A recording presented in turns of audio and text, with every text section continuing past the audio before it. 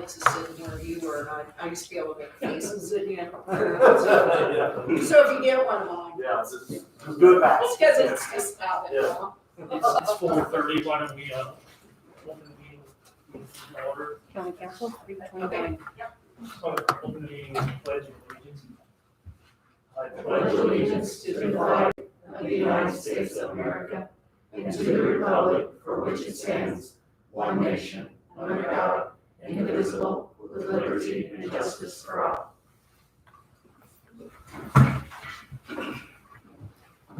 First, here's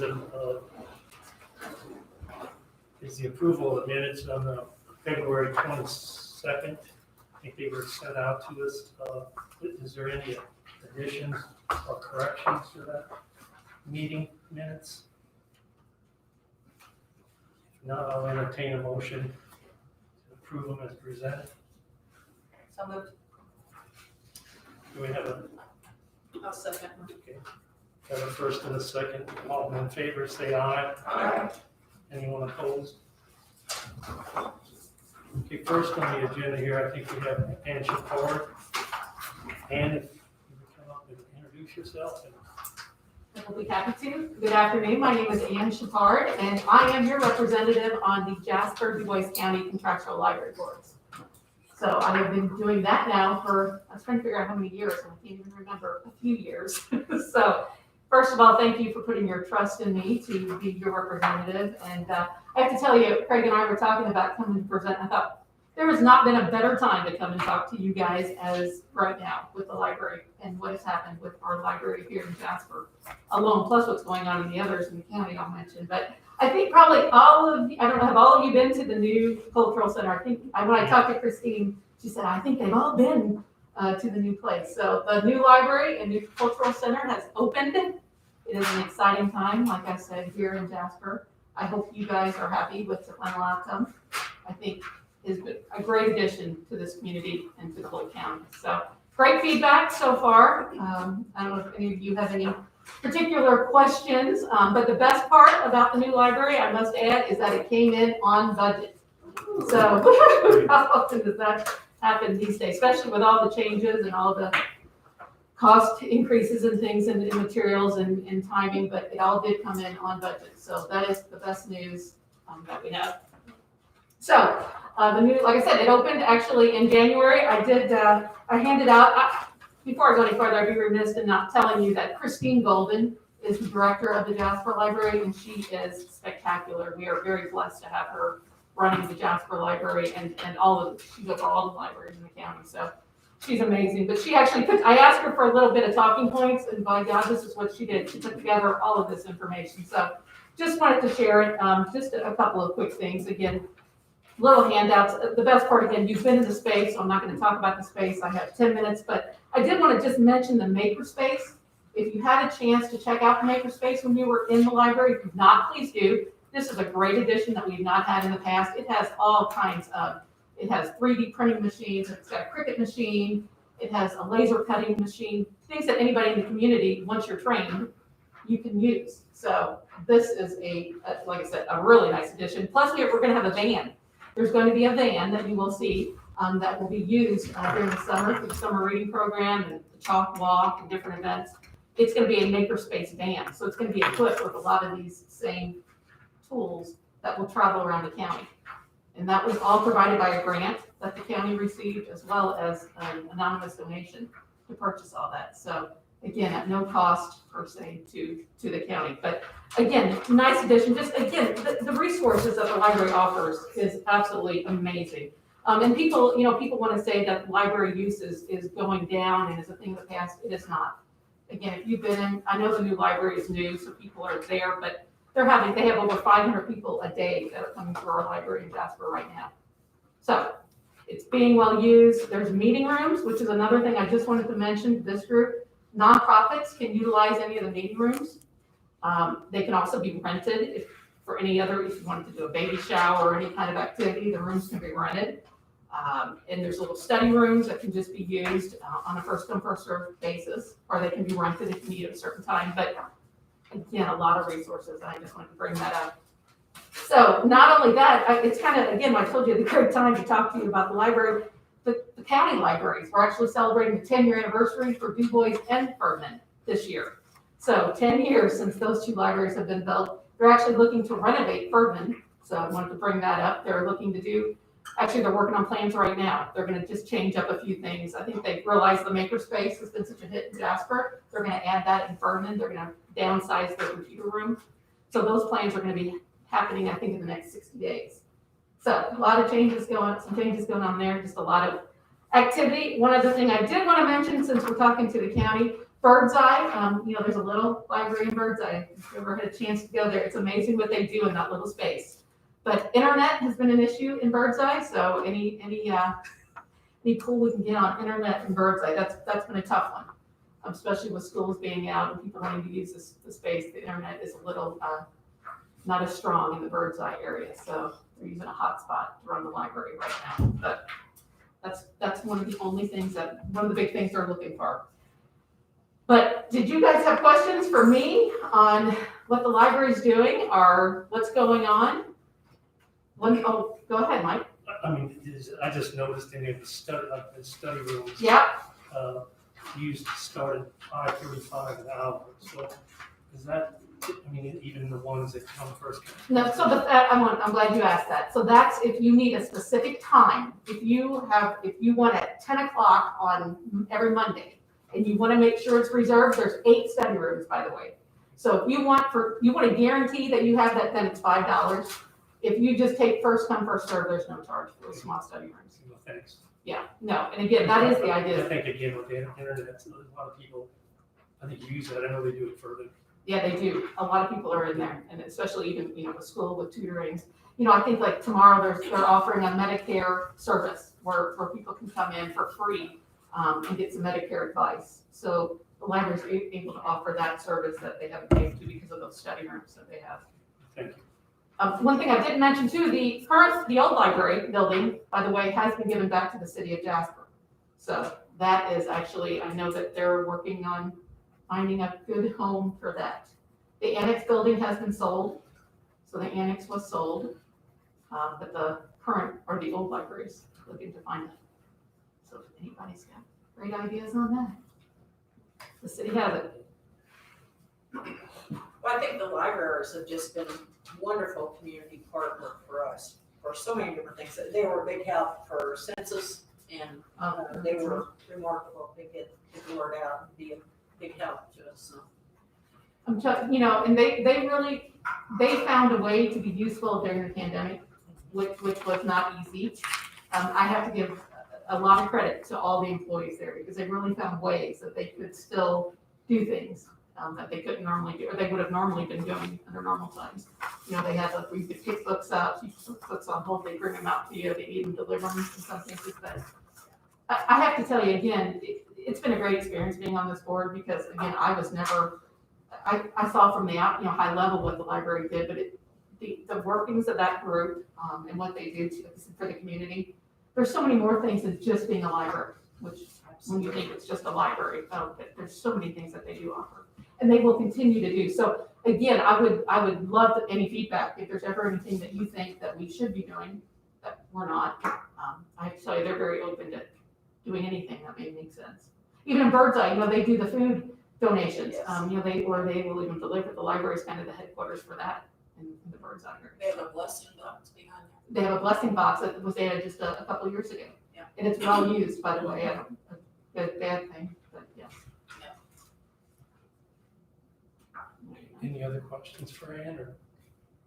Family's really been enjoying the painting over at Furman. They have this painting box or like a design made up, and then Jenna, she has her online Facebook instruction on how to do it. We do a lot of that at our house. You do. See, that's the other thing during the pandemic, they offered the to-go, different Crafts little to kits and things, to work on. Again, got really creative. But if it wasn't for the pandemic, I don't think that they would be doing that. So it's been a lot of fun. See, that- exactly. Crafts, yeah. There's actually been some good things that have come out of that. But you're right. Again, they go to a lot of effort, I would tell you, to put things together. Anything else? I said, I don't think there'll ever be a more fun time to be here than right now to tell you guys about everything that's going on with the library. Is it downhill from now? I know, that's what I'm thinking, when I first got on, when you guys first put me on, we were just talking about, the new space had just been agreed upon. So I kind of came on at a nice time, I missed all the other part of it. But now I wonder, now what do we do? Now I guess we're just working on proving everything, so. But yeah, kudos to Christine Golden and her team.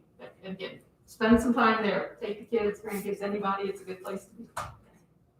Elaine, thank you. Thank you, and again, thank you for entrusting me to represent you, I hope I do that well. Thanks, guys. Thank you. Thank you. Lisa's not I don't here. see Lisa. I know she wanted to introduce their newest educator, but I don't know. So Sean, would you be ready? Sure.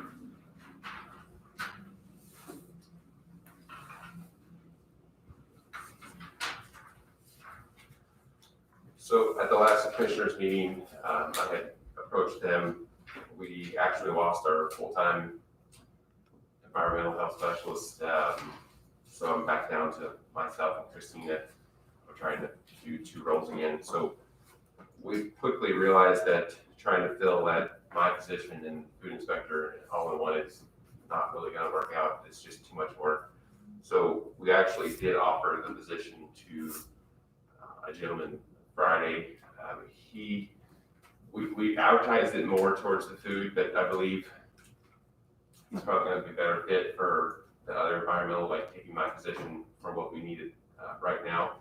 So I know we had talked to the commissioners about possibly a septic inspector, and I emailed them, and Marky also emailed them.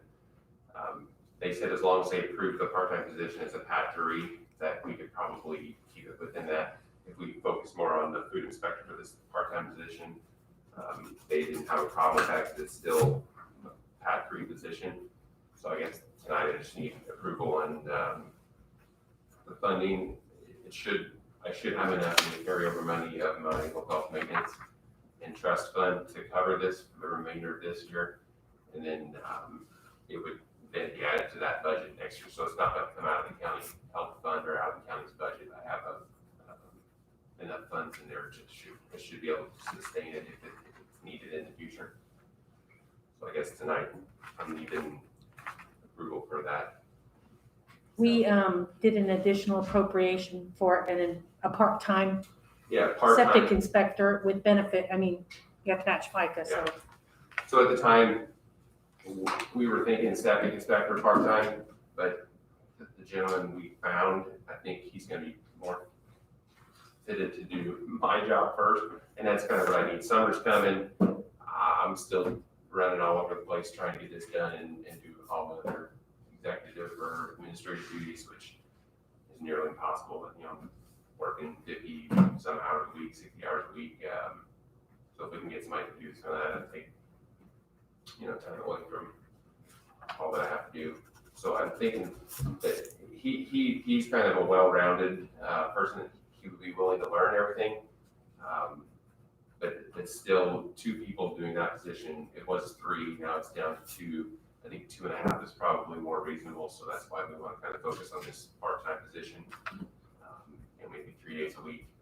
And then I know when I came to the commissioners, I presented as part-time septic, but when we went through the interview process, I think it kind of shifted gears a little bit, and we want to maybe try to hire a part-time food inspector, but it's still the same environmental position, so. So you're gonna kind of cross-train this gentleman.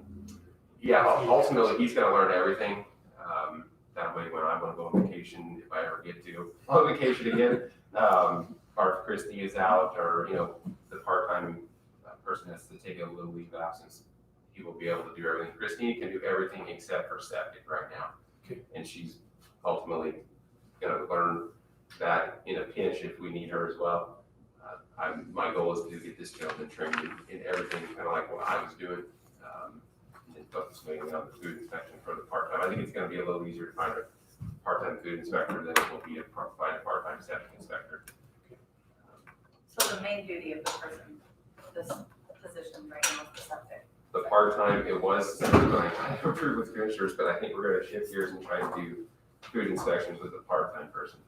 Okay, He So had, what he are had an we open actually- full-time position. so you put this person in, you put the gentleman in the full-time. So Quentin was the person we were hired full-time to replace Kylie and kind of myself. So we were 3 when I was in environmental, we went to 2. Then we hired Quentin on right when I basically took director, as he was gonna try to do everything along with Christina.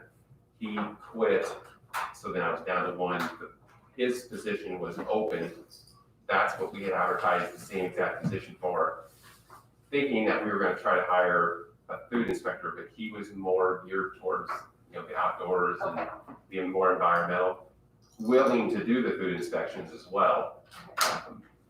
But at this current moment, I need somebody in the, okay. I was like 6 miles back. So there was a full-time person hired and they're doing more of the septic side now. he was offered the position on Friday, he has not started yet.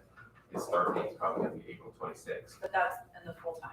That's already in the line item budgeted, everything that we did, it was just a vacant position that we're gonna replace. Okay. I'm asking for a part-time position to help make up the additional time that we need in that department. Okay, so this new part-time would be more of the food inspector.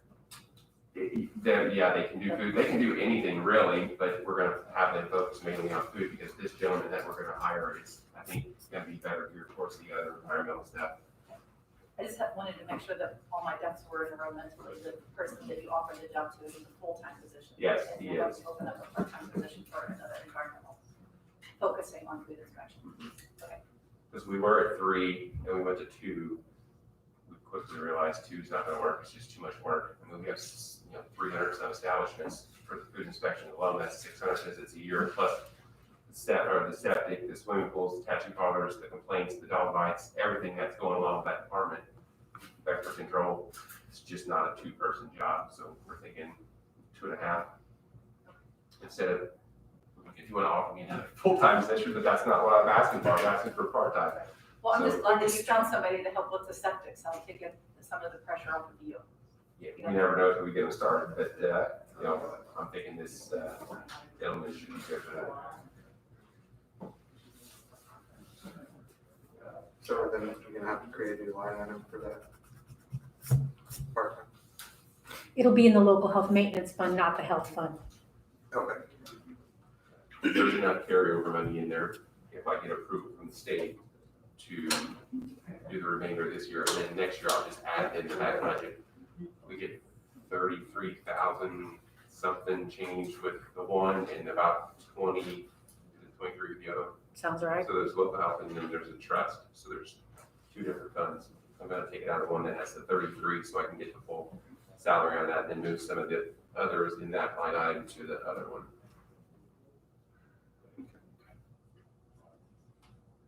And I'll have to obviously decrease some of the items that are in there. Alright. But that's just what we do from year to year. Is there any other questions for Sean? Okay, so I guess we would go ahead and approve these additional appropriations. But they necessarily may not be for the health septic inspector. Well, I think we may rename that to like environmental health Environmental. assistant, so they can do anything. Okay. I probably shouldn't have specified it as septic inspector, but, should have probably just called it environmental health assistant or something to that effect, but I have to be careful, because if it was ever paid out of the local health maintenance or trust, I can't, I guess, move it and then move it back in there, that would be supplanting. So we would, do we want to approve that now? It's for the additional appropriation. I have them both together on the ordinance. 15,192. Correct. So I would need I'll make a motion. okay, Doug made a motion to approve it, any second? No second. Okay, Alex, so any other discussion? So all in favor, say aye. Aye. Anyone opposed? Okay, so carries. So So Sean, I guess, with this, I guess we're down to 30-year-olds now getting the vaccine. 30 today, and then Wednesday, the 31st, we're gonna drop it to 16 plus, so everybody would be eligible. But we would only be able to do 18 plus in health department, because we only have Moderna and Johnson & Johnson. Now that you've approved that position, I need the salary ordinance to go with it. Oh, sorry. Sorry. $21 per hour is in the PAP 3 range. I have that the position will start on May 9th and 21 hours per week. Sean, does he have, some of his, like, private applicator's licenses and stuff already? Or are you gonna have to get all that? The one that we're hiring, Yeah. I doubt it, because he was environmental health safety, and he's been kind of bounced around to bigger businesses, like he worked for Amazon and GE. So he's got a lot of the, like, inspection type auditing, but I don't think he's got a lot of the, yeah. But he can work under my license, so we wouldn't necessarily have to pay for that. He could be like a registered technician, and we don't have to pay for that anyway. The county's free, so I could send him to those trainings and it wouldn't cost us anything. So Sandy, what was the hourly rate on that? I have $21 per hour beginning May 9th, 21 hours per week. The pay and the hours per week are the same. Yes, it's confusing. So, I just, $21 is kind of at the lower end, but maybe even just easier that way. okay, so we would, I guess we need to approve for that Yes, sir. salary ordinance, Yes, $21 an hour. 21. I'll make a motion. Craig makes a motion, can I have a second? I will. Sonia seconded, so any other discussion? All in favor, say aye. Aye. Opposed? Okay, so the motion carries and approve the salary ordinance.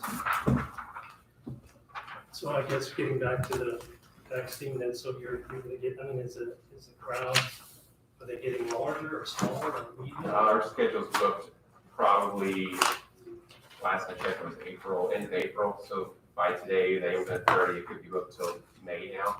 But we are in the process of trying to open another weekend clinic and try to knock the rest of people out, while they have the ability to open to everybody. So I'm still planning to trying to get the schedule built from the state, and once I have that, I'll open it up within the next couple weekends in April. We're planning on having another 1,200 day at Jasper Middle School. So stay tuned for that. Well, we really appreciate all the work you've done. Yeah, because we're doing All your 900 plus a week at the health department alone. There's days people having parking spots available, they're parking along the streets, and space is gonna be an issue. If WIC comes back, we're gonna be in a world of hurt, because we're using their space right now. They graciously allow us to use their office space. We've started the drive-through up on nicer days, but it's kind of hard to sit nurse outside trying to give shots when it's 30 degrees in the morning. So, and then some days we were out there and the wind picked up 30 mile an hour and all of our steps across the parking lot. So it's been challenging trying to move outside, but hopefully with nicer weather coming, we can make that work. And then we've been trying to do our mass clinics on weekends, on Saturdays. We have the second dose clinic, where we did about 1,100 individuals on the 13th. That's coming up on the 10th. And then we're trying to get another one the next weekend. I haven't got approved from the state to get my schedule up yet. So that'll be another 1,200. Thanks again. So we've got Moderna and Johnson & Johnson.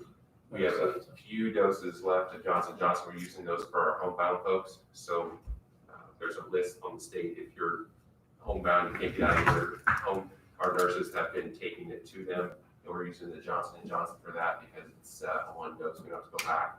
We have a very limited supply of that. I'm trying to get a bigger supply for one of these weekend clinics because I think there's a demand out there for that one as well. Some people want that one over the other, which, the first one you get is the best one in my opinion. So, Sure. but everybody has their own preference. So we're doing what we can. Well, thanks again. For Sean, but thank you, Sean. Sean, we still have the transfer for your unused vacation time. Yes, your unused vacation time from last year. We need to transfer $1,020.25 from the clerk, COVID clerk to your line item to pay you out. He didn't get to use 35 hours of his vacation time in 2020. And so in order to pay you, we have to have money in your line item. How much was it, Sandy? 1,000? $1,020.25.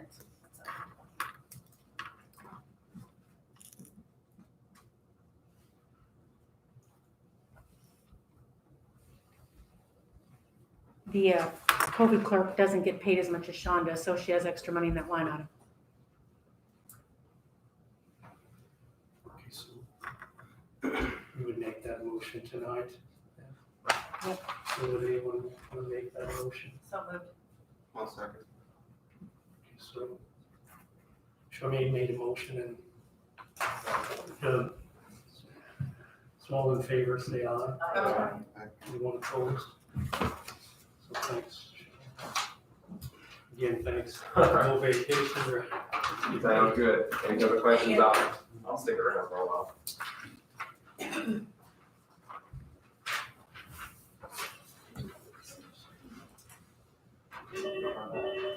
That's Greg.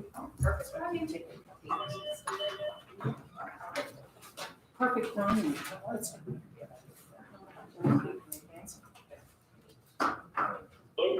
Can you hear me? I can, yes.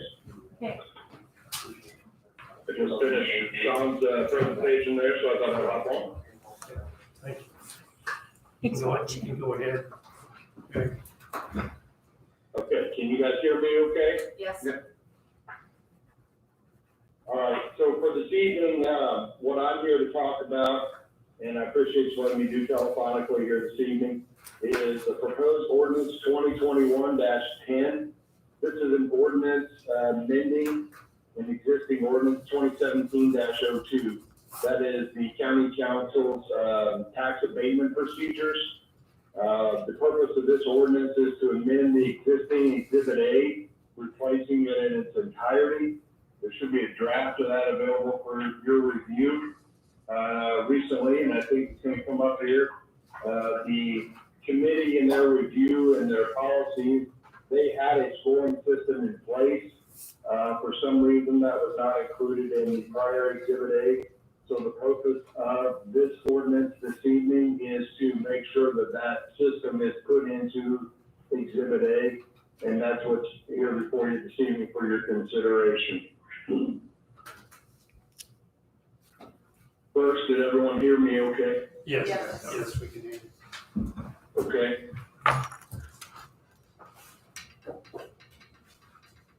I know that members of the committee had discussed this, and again, I think we're crossing our T's and dotting our I's on what we have in place.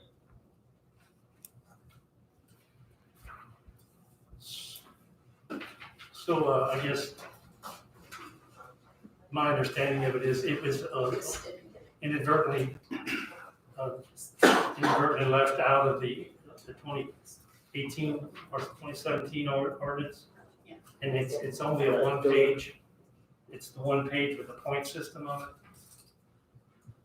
That's correct. When you look at under the part I've added falls under the other requirements. There's a section called Project Evaluation Criteria for New and Existing Businesses in DuBois County. And there's a point system there that I believe was discussed back in 17 and ultimately when the resolution or the ordinance was adopted in 18, this portion was not included in Exhibit A. And I'm unaware of the reason as to why, sort of maybe an oversight, but again, I haven't come up with one. I feel like this is a system that's in place that we are using, so therefore it should be included. And the balance of the exhibit remains unchanged. I did do some formatting issues. Other than that, the page in for real property and personal property is still the same as the Exhibit A from the 2017-2 ordinance. Okay.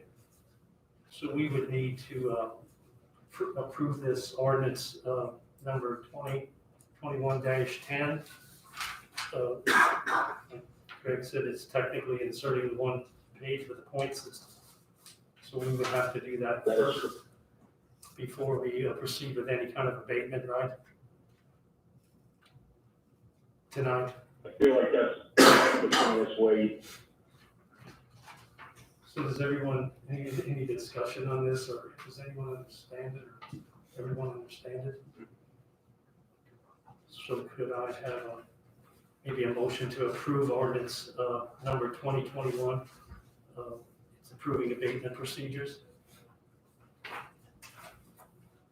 2021-10. I make that motion. Becky has made a motion to approve the ordinance. Second, I'll second. Go ahead, Charmaine seconded. So all in favor, say aye. Aye. Anyone opposed? Okay, so the ordinance number 2021-10 has been approved. And I have that here Okay, and you'll pass it. for signature.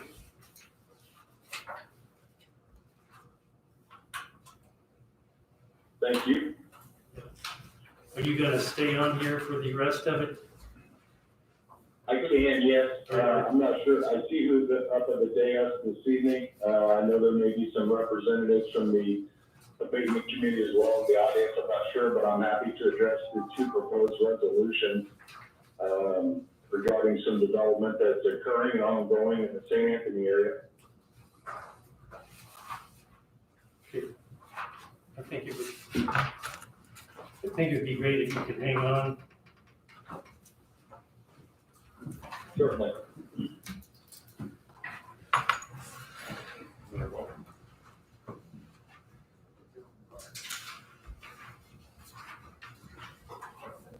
Some of these are a little out of order. I don't know how it's staples in out of order. Some have Sandra on top, some have Fisher on top.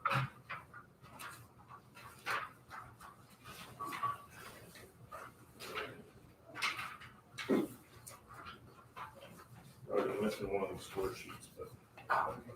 No, that's my game with that. That's fine.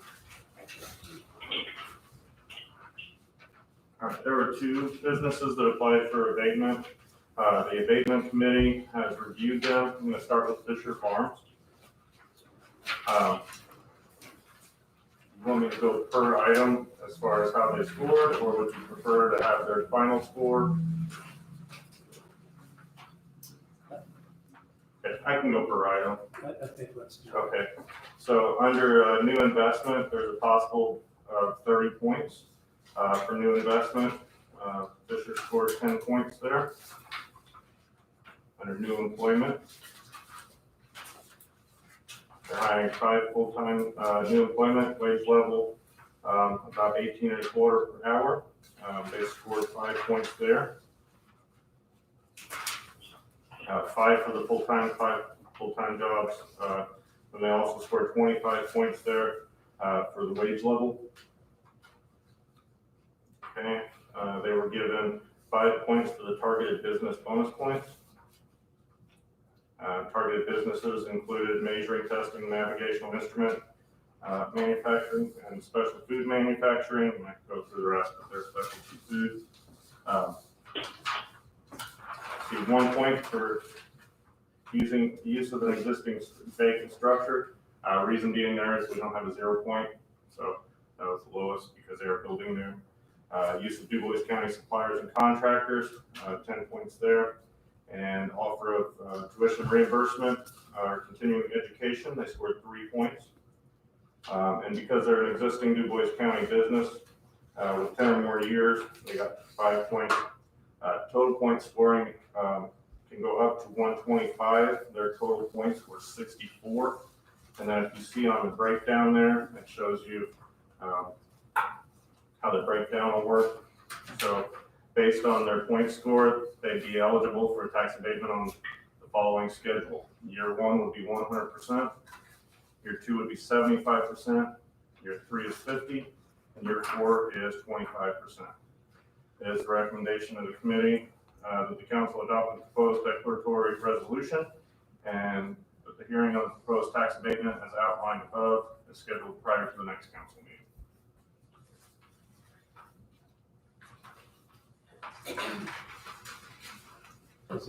Does everyone understand that or have any comments or questions on that? Explain to me, this is the first new abatement that I've been a part of.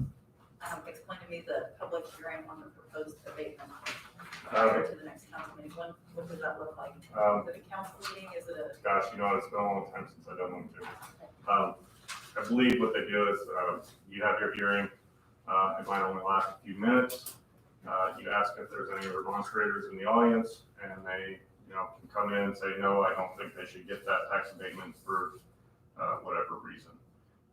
Typically, nobody comes to those, you know, because the scoring system is, pretty good. So, That's the hearing. so do we have to advertise a public hearing then, or whoever? So, Yes, in Mike's, paperwork there, the bottom two sheets are the public hearing. notice. is that something you gave me? Yes. Okay.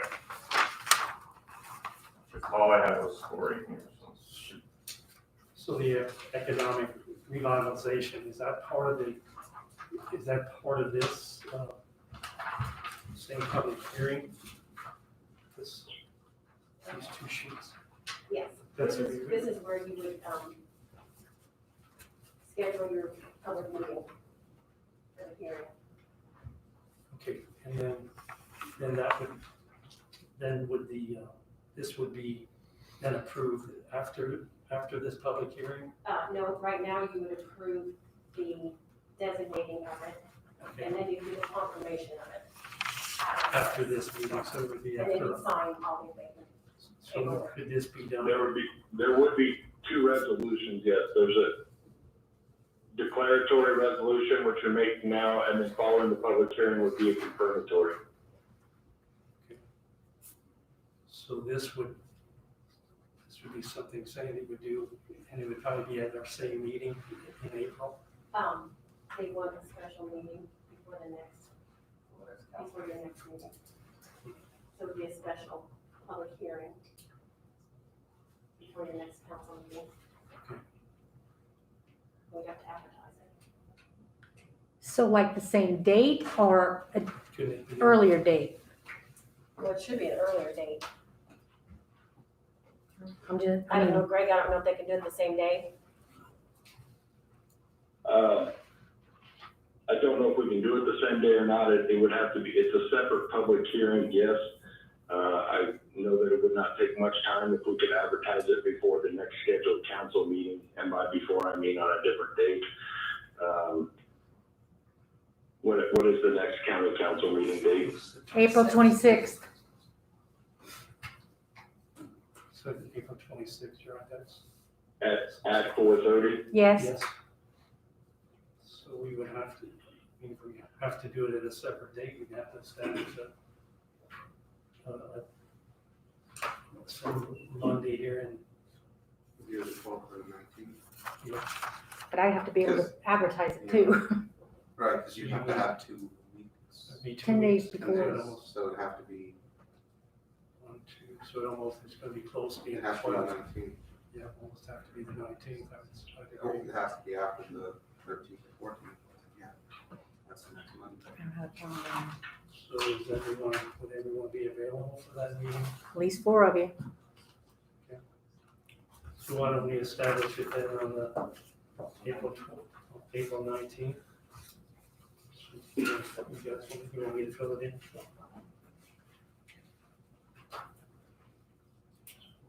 What time? Let's keep it the same time, 4:30 now. That's okay with everyone?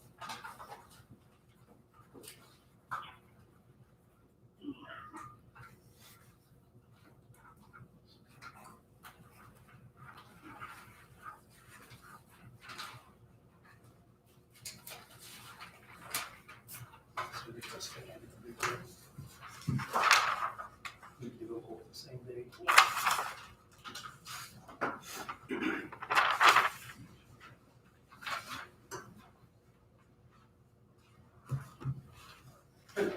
have a question, representing the Fisher Farms and Sander. Should they be at that meeting? Would that be a good thing for them to be there? Speaking for them, I don't want to speak out of turn. Right, you're That's, I think so. I would think, How it could be helpful, I think it would be great. just in case anybody came. You know, I think, you know, if we would have public input, you know, I think they, you could, you know, Next question, if we come up, and if there are questions, right, that's good. yeah, that's great.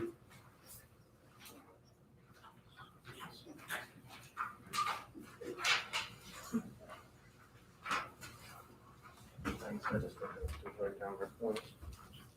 Look good.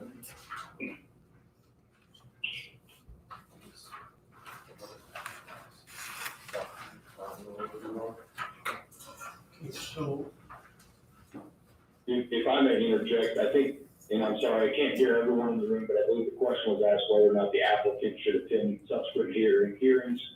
They should, and in fact, the ordinance requires that the applicant should attend all meetings. So while it would be beneficial, I also think it's required too. okay, thank you. That clears that up. If I misheard that question entirely, I'm sorry for jumping in. No, you, thanks for, Thanks, Greg. Does it work for you guys? Okay. Does that date work? Could you say the date and time again? April 19th, 4:30. Just want to make sure we're all on the same page.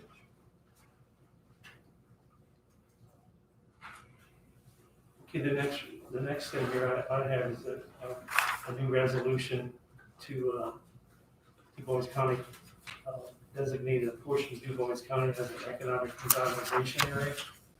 And that's where this construction and new business is going to be built on, or is being built on. Correct. So again, we have, that is being done for each individual. Right, I believe there's two of them. Right. It's for, Fisher Farms Natural Food and then Sanders Family Meat Market. So we would have to do each one of them individually. And Greg, do you want to explain that a little bit? Would you have time to do that? I think here, if I recall, Commissioner Hofstadter just went through the scoring for one of the applicants. And so the resolution that would be before you, and Sandy, I don't have my numbers on mine. But resolution 2021 whatever number's next, according to Sandy. It should be, I didn't know you had them, but it should be 11. It's not, Okay. okay, so would Fisher Farms be 11 then? I would say it's 11 based on that was the first presentation given by Commissioner Hofstadter. Okay, thank you. So this is a declaratory resolution, designating a portion of Du Bois County as an economic revitalization area, or ERA, as it pertains to the property for the applicant Fisher Natural Foods LLC. This sets out what the scoring system is and the proposed abatement schedule that Commissioner Hofstadter went through. And if approved, again, this this is the declaratory, not the confirmatory, that will come after the public hearing. So we seek a motion to adopt resolution 2021-11. Since this is kind of something new for, I think for all of us here. Do we want to go through any of this? You know, it really, what it is, it reads, you know, there's a, you know, it declares, you know, this is for the real violation for the Fisher Farms, and then it gets into the parcel of real estate, you know, which is in St. Anthony there. And then and then it has this, basically the same exhibit as we received from Nick as far as Fisher Farms for 64 points total. That's what's basically on the back page. And it's for the 4 years. I guess I'll entertain questions, or does anyone want to look at this? I think that's the only copy I got, so I guess we could pass. So the abatement is for 4 years? Yes, that's what the way it was right there. But year 1 is 100, year 2 is 75, year 3 is 50, and year 4 is 25. And this abatement request was for personal property, not real This is the property. same So thing, that something is else we're why we're in gonna- that 4-year schedule For the next, versus different roll-up. the wording's the same, it would be for Sanders. Just a different parcel of land. So did we do a resolution for Sanders, or are you doing this No, one? no, I was just letting you look at this before we vote on it. We're doing We're Trish. still doing Fisher. Still, okay, I just want to make sure we didn't jump. No, I passed, I'm passing the document along.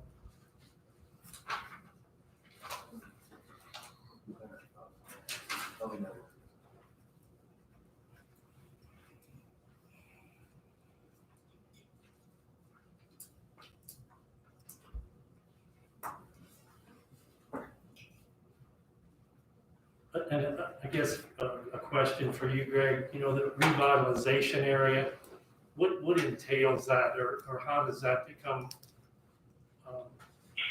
You know, can you give us a So little description of that, or? With regards to each respective applicant, it's the area that they have designated in their legal descriptions, okay, for Exhibit A.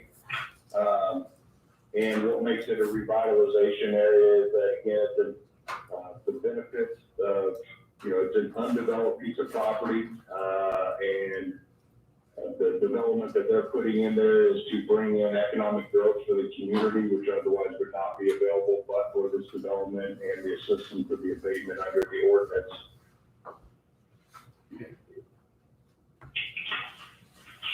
And it's defined by that under the Indiana statute, which is referred to in our ordinance as the Act. And then this application was reviewed pursuant to our ordinance by the Abatement Review Committee, deeming it to be a significant project in bringing revitalization to that area.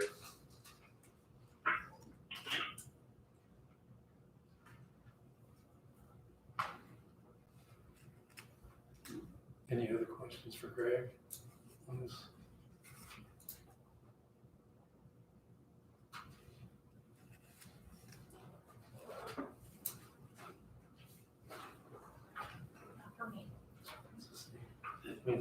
Same wording.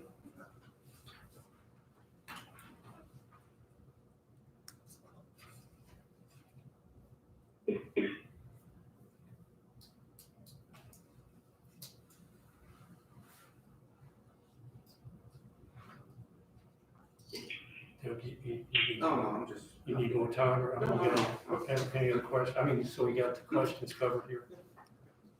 So are we ready Writing to, down the numbers. any other discussion? Are we ready to make a motion on this?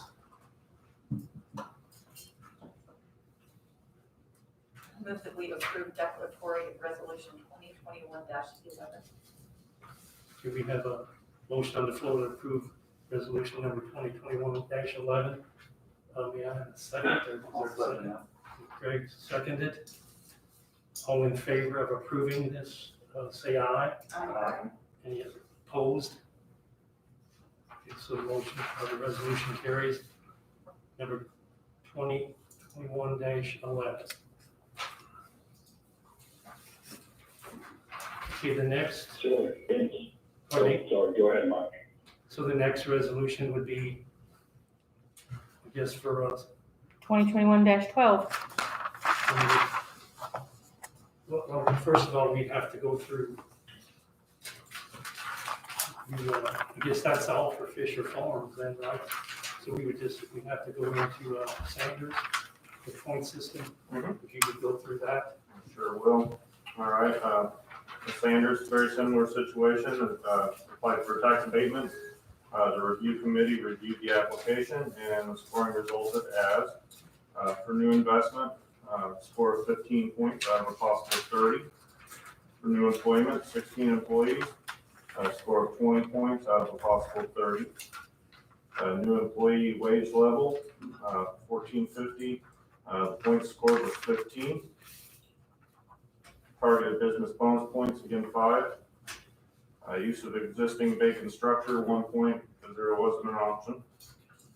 Use of local suppliers and contractors, they scored 10. As a possible 10. Mentoring, tuition reimbursement, or internship program, they do not have, so they scored 0 points there. And years of operation of 10 plus, they scored a 5 out of the possible 5 there.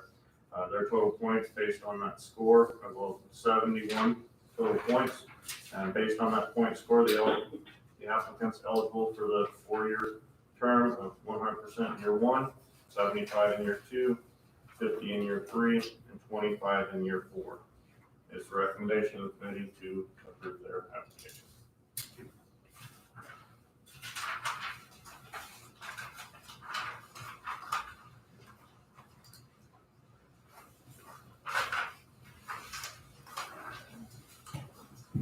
So then we would move to make, same as what we did for Fisher, I guess, a resolution would be 2021-12. And the difference there, and I can pass this down, is the property is different. And the number of points is different. And then, but the abatement is for 4 years. Like he said, it would be for 100% on year 1, 75 on year 2, 50% on year 3, 25% on year 4. So is there any discussion on this resolution number 2021-12 for Sanders Family Meat Market? I got a question. Will this open up more butcher and kill spots? We're talking to some farmers this week. They said, on March 1st, October 1st, myself included, we're calling in at 6 in the morning, and I can't get half the butcher spots. Is this gonna open up some spots for you at the Celestine new location? Yeah. The St. Anthony plant will be a very similar structure to the Celestine facility. Last year we killed 3,200 beef and 4,500 hogs in Celestine. We kill floors, coolers, all that's the exact same size. We're not gonna double overnight, but we have double our capacity by opening this building, so. And then I was asked, do you think this tax abatement is totally necessary? Because did you get a $150,000 COVID grant? Yes. And I just didn't know if you thought with that money that this was absolutely necessary for you to go ahead with this facility. It's not a showstopper if we don't get it, but, we're putting a lot of money into this building, and unfortunately, we have a lot of taxes to pay every year. It'd be nice if we could stick some of this money into this building. And we didn't even build the whole building. There's a second phase to this building in St. Anthony, and what block is money.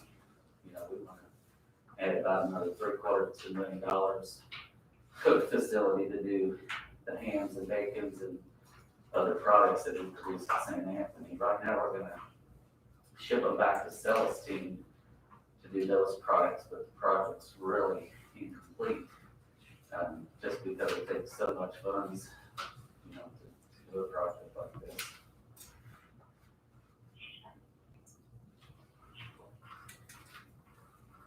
And one thing, I think, probably I failed, but is in this resolution, this is not for real property, this is for personal property. So this is the equipment, this isn't the building part of it. So, just so everybody understands that, I should have said that in the beginning here.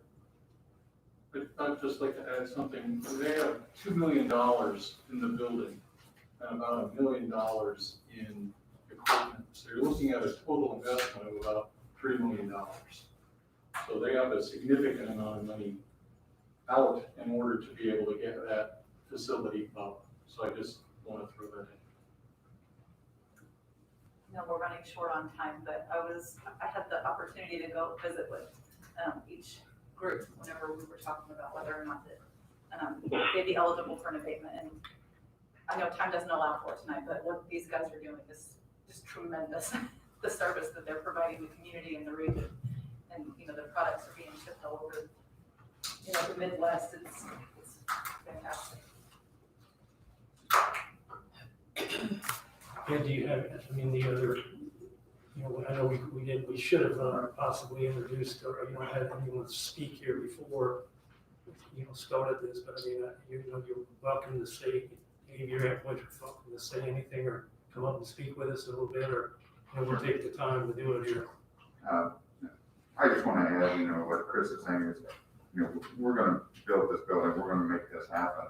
But any support we can get from the county to allow that to happen and to, you know, it's a risk that we're taking. We're putting a lot of money out there. We're borrowing a lot of money to make this happen.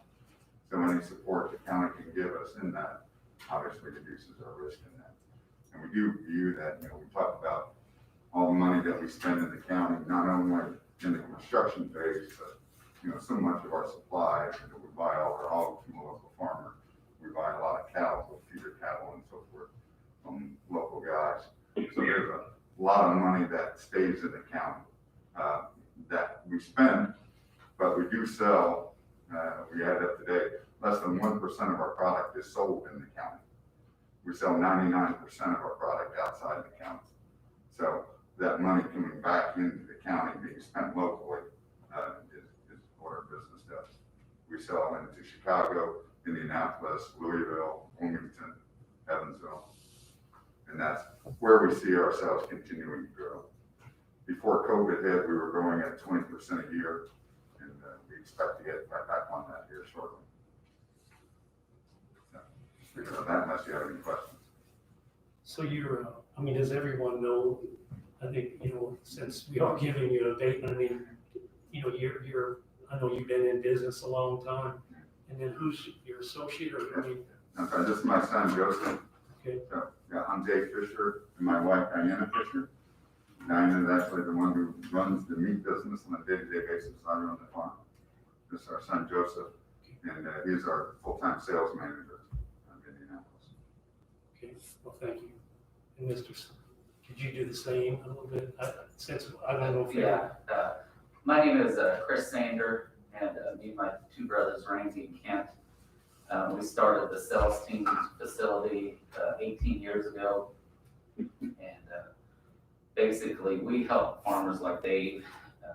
You know, we've got a long list of accounts. We help them get their meat processed. We take care of all of the state board of health, the federal rules and regulations, product labeling, creating recipes. In the natural food area, we do hams and bacons, where we use vegetable powders and stuff instead of nitrates and nitrites.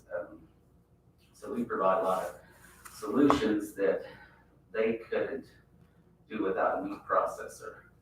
And it isn't just Fisher's we help, they're our largest customer, but we help lots of other farmers get their products to farmers markets, or maybe to a restaurant or a store, you know, close to them where people want their products, but, you know, they need help with the inspection side of things to be able to market and sell their products. So that's what we provide. Well, thank you. Thank you for. Can I interject one thing? Please tell them how far away a farmer would have to go to get their meat processed if it wasn't for you guys. I think there's an inspected plant up at Bloomington, and David's is in Hopstock. So there isn't much in this area where they help the farmers, you know, market their products.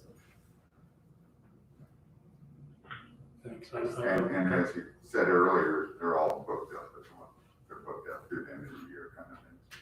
Most of the process. First, I'm sorry, I have to chime in. From an economic development standpoint, these are homegrowns. These are homegrown family businesses that started here, they raise their family here, they invest here, pulled them before Chris came in. I guess I could tell you, if I could clone them, it would be an awesome thing. Well, thanks, Ed, for your comments. Okay, so getting back to this resolution for Sanders Family Meat Market, it's resolution number 2021-12. Is there any other discussion or questions? I move that we accept the resolution. Okay, we got a motion to accept the resolution. May I have a second? Second. Alex? Second. I'm going to recuse from the vote Okay, because of possible conflict of interest. okay, so Sonia is recusing herself.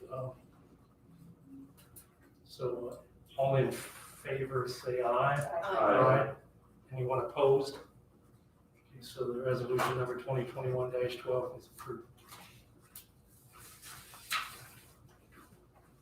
So then it's, My last comment, so, Mike, if I may interject. okay, So on the public hearing for the second one, if we've already designated 4:30 as the start time for the one, if we could allocate a time, 10 minutes or so later, so that they're separate public hearings. oh, okay. Okay, so, We need two of them. okay, we may have to rewrite that one there. That's fine. 4:45 and 4:40. You want 10 minutes or 15? I think probably 15 enough, we would have public input. 4:45, yeah, that's, So do Fisher Farms at 4:30 and then Sander at 4:45. right. And then if there is public comment, then, we have time to answer. and get the questions.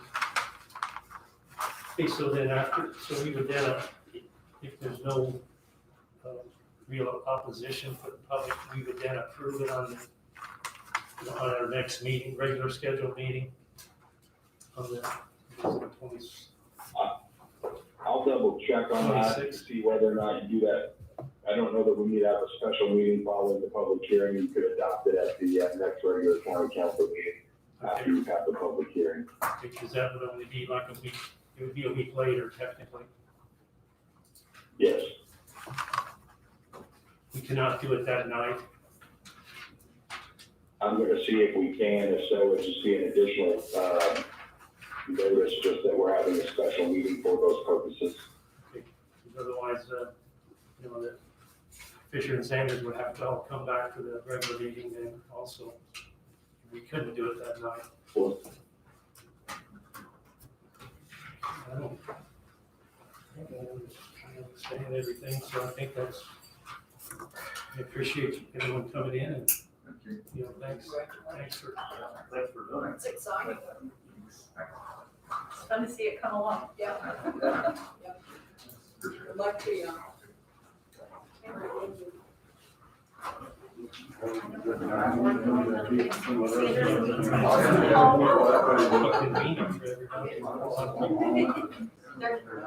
Hey, Chris. Chris is not here. Can you tell us? I'm gonna need copies of all, I need the words so I can stick it in the minutes. What are you guys doing? That will, Waiting on some construction materials, we would like to. yeah, that's, no, it's, If you could get it done this month. It's a virtual. For us.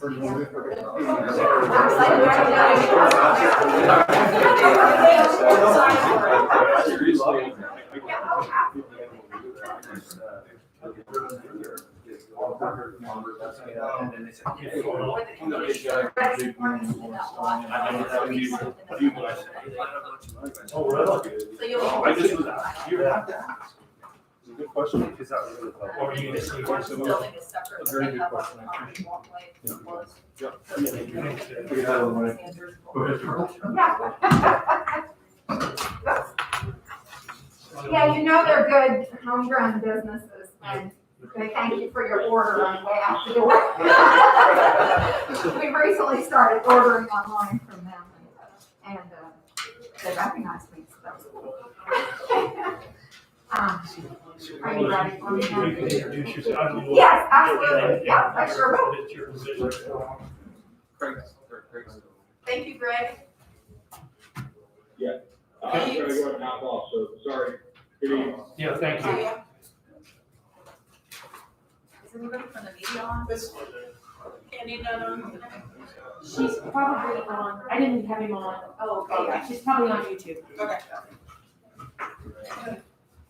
All right, well, good evening, everyone. I'm Carlos Rigo Winter with the Du Bois County Solid Waste District. I know most of you, Alex, hello. So normally I like to come once a year after all of our annual reports are done to just kind of say, hey, what's going on with the Solid Waste District? Last year, at that time, was the very start of the pandemic, so I didn't come, I canceled. Candy said I'm on YouTube. So I canceled coming, so it has been, this is 2 years now. But, so normally I would go over some of our data. Instead of doing that this evening, I do have a couple of things I'm kind of excited about, things that we're doing. And I also brought some data that you can just kind of peruse on your own if you feel like it, or you can recycle it. Okay. So with the Solid Waste District, basically, we're here to provide recycling and proper disposal for the residents of Du Bois County. That doesn't mean that we provide every bit of recycling and proper disposal out there, but if, we should know what's out there, and if there's a gap, we should try to figure out if there's something we can do to help with that gap. So that's kind of what the Solid Waste District is here to do. We do have a new, I'll just kind of pass those if you don't mind. We do have a new brochure that just kind of has our services as well as the services of the County Highway Department, which is our 8 recycling and trash sites within the county. So that's just kind of a nice little tricolor brochure. That is also on our webpage, and we have a Spanish version on our webpage, and got those just at I think it's kind of at the beginning of the pandemic, because I was going to hand hundreds of them out at the Home Expo, and that didn't really happen. So inside of that, if you just want to kind of pop open and look at that yellow sheet, inside of that, I've just got kind of slipped in new services that we have for 2021. So I'm pretty excited about a couple of the grants that we got, and I'll go into that just a little bit more. And then also, what about magazines, books, batteries, film, and bag plastic with the county site going completely contactless. Our process center has started taking some of those items from residents. So that's kind of up to the numbers of folks coming through to use our process center services as well. We are now taking all appliances because of a grant that we received for our Freon Ranch, we call it. It's a new carport structure that's up on site, and we have to be able to legally store items that come in. We can't just have stuff setting out in the open. It has to be covered in some way. We're pretty much running out of space.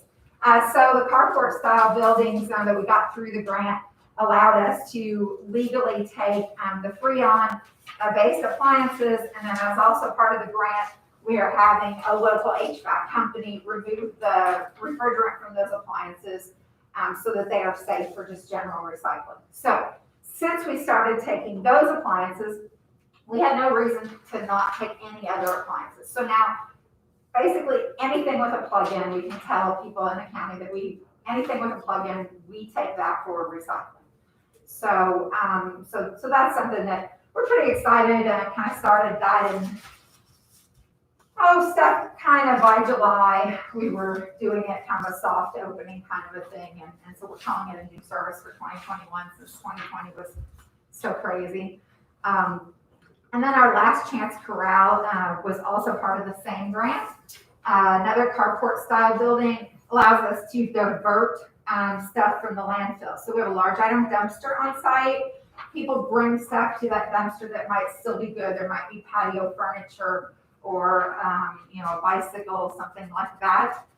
We would try to divert that, and every year we divert a couple of tons of items. This allows us to have a nice kind of tidier more of a thrift store looking area to be able to keep those items, and people can just come in and take whatever they want. They just tell us how many pounds of items they took, and we record that, and then that becomes part of our data that we report to the state every year. And then on the reverse of that yellow sheet, our Saturday hours, our special hours for 2021. So last year, we started the Saturday hours once a month on Saturdays for folks who can't come to our process center for all the items that we take on a daily basis. We are continuing that this year and adding a month onto that. So it's March through November, one Saturday a month for folks that cannot come during our regular daily hours. So just kind of wanted to mention that.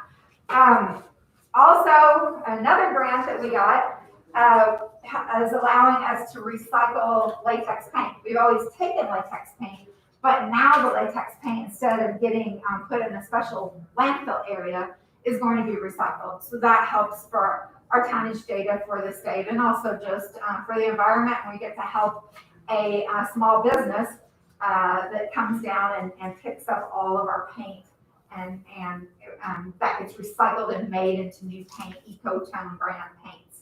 So we're really excited about that. It doesn't really make much of a difference on the end of the folks coming in. They know we take latex paint before, we still take latex paint.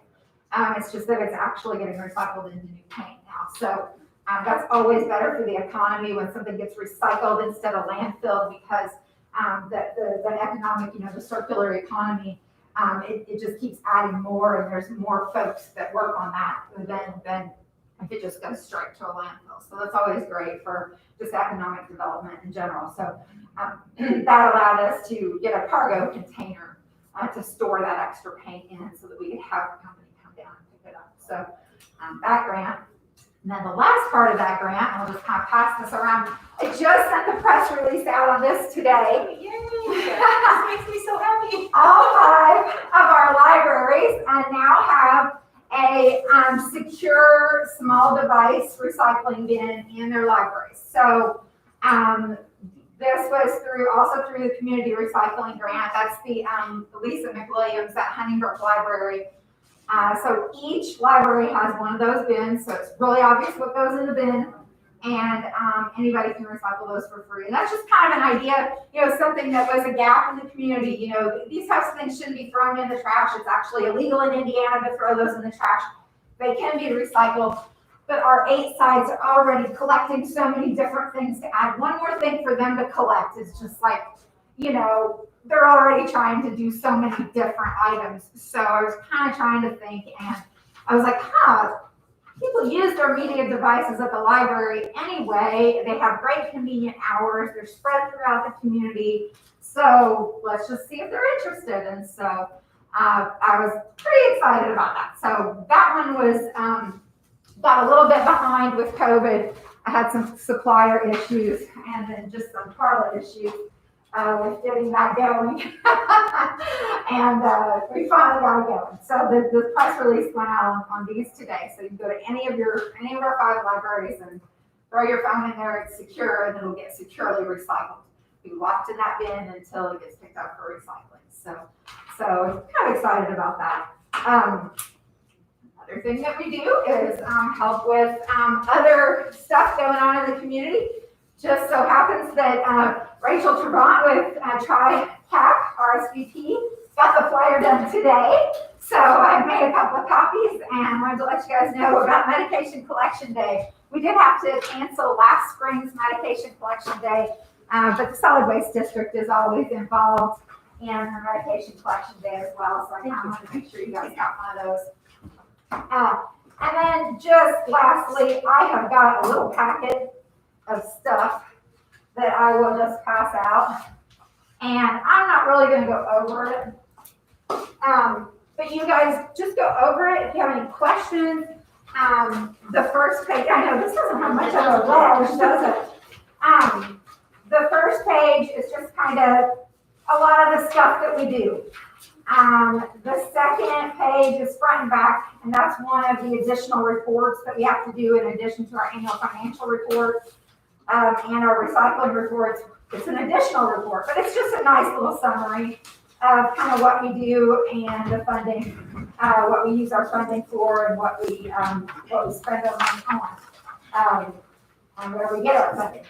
And then the very last page is, the top part is our tonnage. In the recycling world, it's all about tonnage. How many tons of this did you deal with, you know? And the top is all of the solid waste district management tonnage, and the bottom is the sanitation district. So that's the highway department's 8 sites. So I'm not gonna go over that, but if you guys have any questions on it, if anybody, feel free to email me, you know, call me, talk to me about it, say, what the heck does this mean? Why the heck are you guys doing this? You know, feel free. Otherwise, recycle it at your convenience. So that's all I had. Does anybody have any questions or anything? I have some comments. Sure. We just love going out to the events. Recently, we had a front bike break go out on one of the kids' bikes. So instead of buying a whole new assembly, I went out and found a bike in the dumpster and we disassembled the front brake assembly and we took it home and got the bike working again. Great. And then we did use the last chance corral for some furnishings and ties hanging out in the woods. So I mean, there's all kinds of things that could be enjoyed. And something that a lot of people don't think about is carpet. Like let's say you clean out a room of carpet and you don't want to drive all the way over to Pike County solid waste. Right. Then we take the large items. That's been so wonderful to not have to drive all the way to Pike County to dispose of things like that. So thank you for providing all of those wonderful services. Absolutely. And I will say there was another new service that was really with the sanitation district that I kind of helped encourage that to happen is our Ferdinand drop site now has a large item dumpster as well. So we are not the only location in the entire county as a process center that takes large items. That Ferdinand site also does take large items as well now.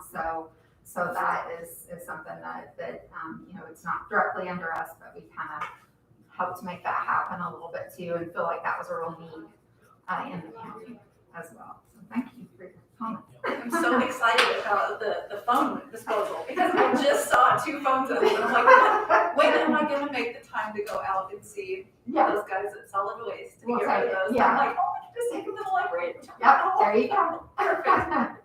Anybody else?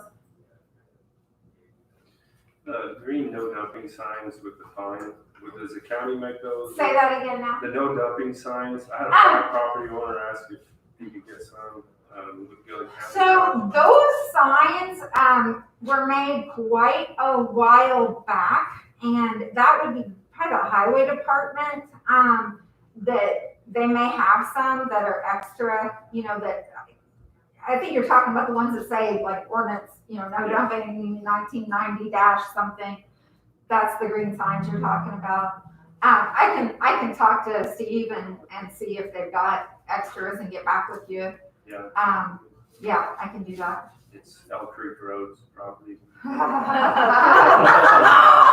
so familiar with Elk Creek Road, one of my favorite places. The great thing about people dumping is they always pick really nice, pretty, out of the way places that are pleasant to like dig their crap out of the creeks and stuff. So yeah, we're familiar with Elk Creek Road. But we're all laughing. I'm sure the sign will help. If anybody's done the creek sweep, they know about Elk Creek. Yeah. So yeah. Anything else? Well, that's all the thanks a lot. All right. And you do. Give me a call, give me a shout anytime if you ever have any questions, comments, concerns about the solid waste district or any relatable thing going on. So thanks. Thanks. Thank you.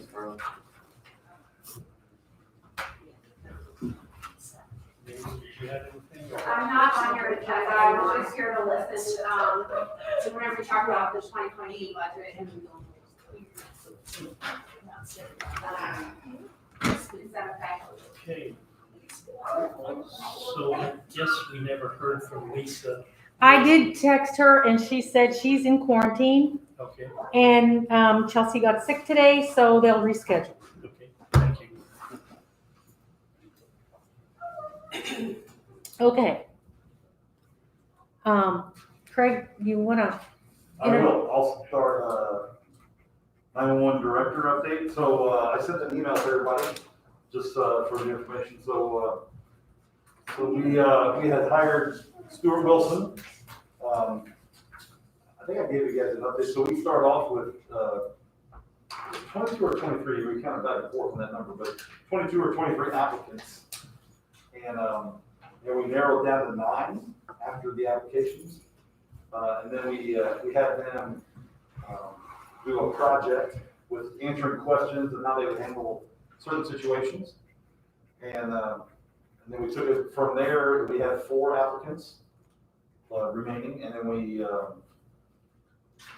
we asked them, or actually we did our background checks and the references, and the reference on one of them was not as positive as we wanted. So we were down to 3. So we had interviews then for 3 people, and we, after interviewing all 3, we realized we had 3 quality candidates. We were really happy with where we were at. We narrowed down, so we deliberated for 2 hours and eliminated 1 person. And then the next week later, we met for the final 2 and then made our decision. So it was last week, Thursday, so a week and some change of a Thursday. So I think Stuart Wilson put it on the Sheriff's Department Facebook page. Today, he had asked Chad and I, we met with him on Thursday for lunch. And he asked if he could do that to kind of start the transition. So I believe he's gonna start, is it the 12th? 11th. 11th, okay, for the pay period. And I believe he is going out to 911 several days a week. Him and the sheriff have worked out some sort of situation. Now Gina is using her vacation days, so every time that Gina is available, he's coming in. And I know it's his goal to meet with every dispatcher one-on-one to make sure the transition is smooth. So we're pretty happy with our choice, and it worked out well. It was great to have all the applicants that we did, the quality applicants. So, yeah. And then you want to add something? Well, with that, Gina and Stuart, we're gonna work on making sure there's enough money in the line item. But I do have an amendment to the salary ordinance so we can pay both of them at the same time until we figure out if we need more or if there's money there. So we're working on that. They will be 2 pay periods at $2,038.30 each pay. So $4,076.60 total is what I'm gonna need for a salary so we can pay them both at the same line item. Okay, so what we're saying is Stuart's gonna be there for about a month, about 2 pay periods, so 4 Well, weeks. yeah. While Gina's training him, so. Yeah. And they're both gonna come out the same line item, so that's why we're, with what's saying he's talking about. Yeah. How much was that again? $4,076.60. Now, we're hoping we can transfer money. We're still looking if we can transfer from the dispatchers or if we have to do an additional. We'll know that more later, and I'll come to that if I need more. So do you have to advertise for that, Sandy? We get. If we do an additional, I will.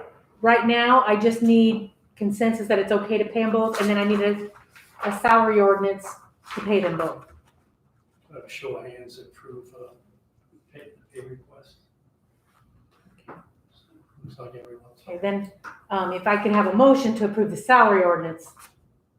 The consensus was for me to pay them both and transfer, I'll bring that all to you if I need to. So you're okay paying 2 at the same time, I guess is the consensus you just did. But then I need the salary ordinance, so a motion to that, for that. Okay, so, and can you repeat that amount again? $4,076.60, which is 2 pay periods, 2 bi-weekly pay periods. Would anyone make a motion to approve that? I'll make that motion. Okay, Becky made a motion, Craig seconded. All in favor, say aye. Aye. Anyone opposed? So the motion carries.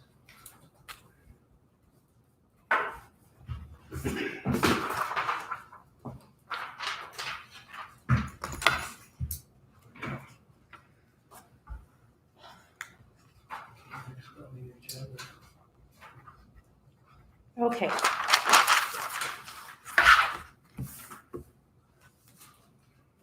The commissioners, Elmer may want to speak up, but the commissioners recommended paying some COVID payout time. Tammy in the amount of $6,000, Sean in the amount of $4,000 for their time that they worked extra. As of mid-February, Tammy had worked 613 hours and Sean had worked an additional 357 hours that they were not compensated for during last year during the COVID. And so we have not advertised this yet, so I just need a consensus to move forward. If you guys approve doing this, if you don't, then you need to say that now so that we don't advertise for this.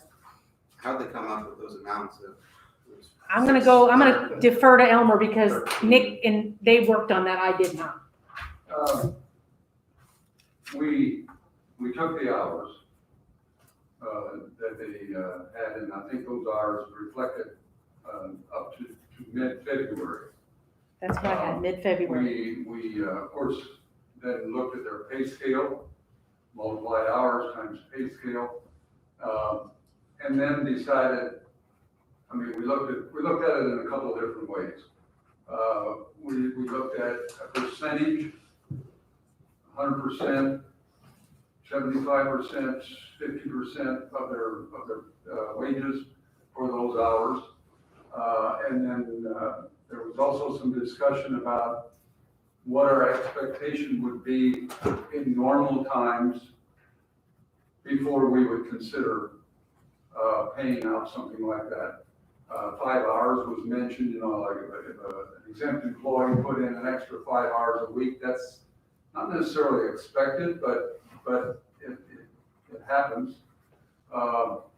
And so that was discussed, but in the end, it was kind of using the numbers that we got from the number of hours that they put in times their pay scale, we came up with an arbitrary number of, and saying that you've got those numbers, I think, or did you already? Because it was like 600 hours, I was like, well, that's only about, what, Well, $10 an hour? Tammy Yeah, had. it's not much. It's not. Tammy it's not had a lot. It's all 52 extra. weeks that she had worked there. Sean started as director, so he had 30 weeks. And so that's where the difference in the hours. What's But his hours? And when I say 57. arbitrary, that probably wasn't a good word. I'm gonna say we rounded it off to a number. But you're right, it is not, in no way is, Well,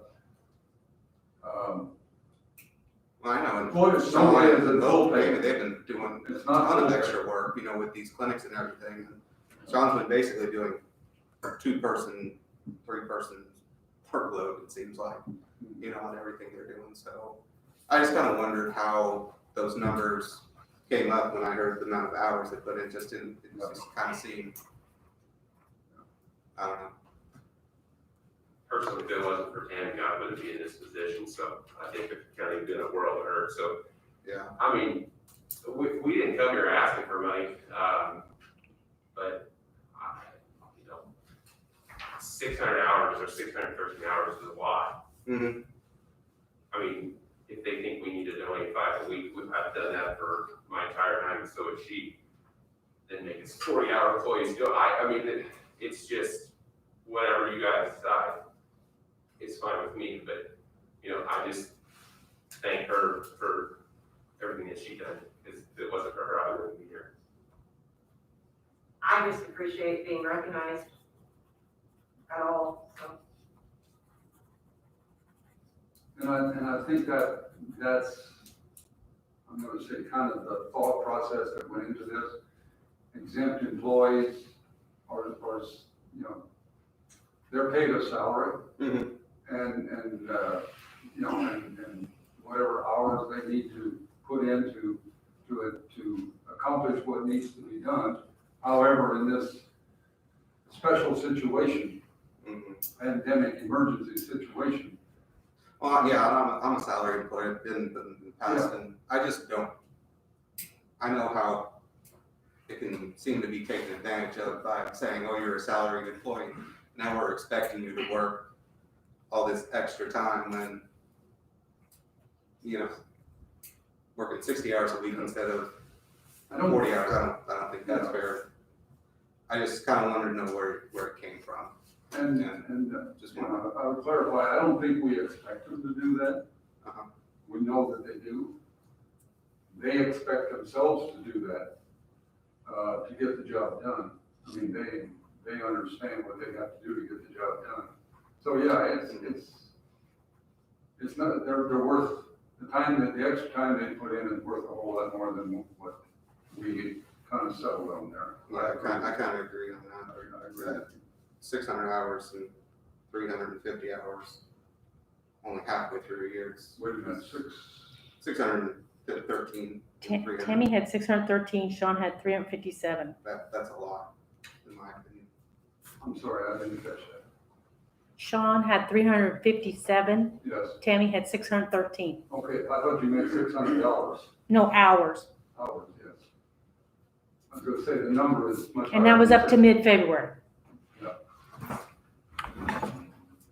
Well, I guess something that I brought up at the commission meeting when they were talking about this is, granted, we don't know what the future holds, but is there a stopping point for this so that if this thing continues and they're putting in a lot more extra time, that the commissioners feel that they should be compensated extra? I mean, I guess I'm trying to find a stopping point and a starting point if it continues to be at this level.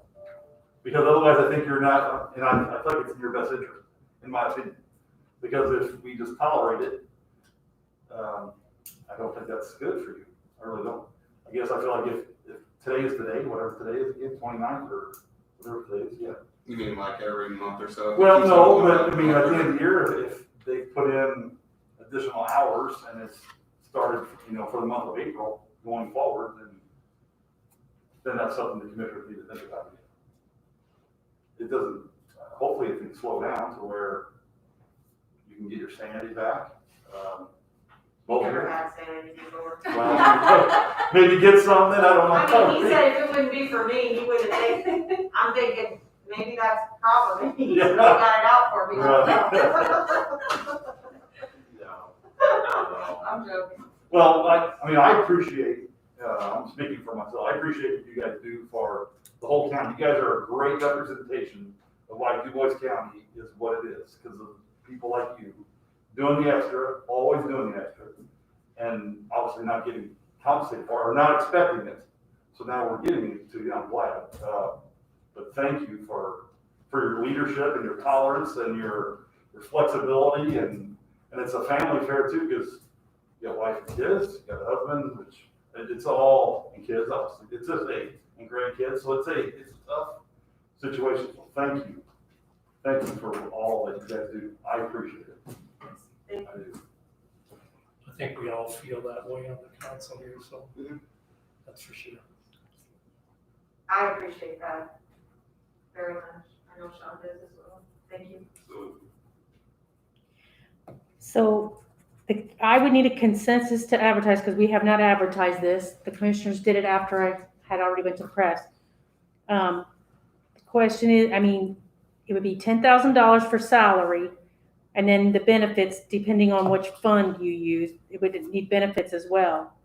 So I didn't know if you wanted to use county general, since that's where the public safety went from the CARES, but we'd have to create a line item in the commissioners possibly to do that for COVID payout, or you could use rainy day or whatever your heart desires on any other fund. I would like to use, this is my opinion, I would like to use what's in that CARES pool. That's in general. Well, the CARES money is not there anymore. That fund is empty, deleted, gone.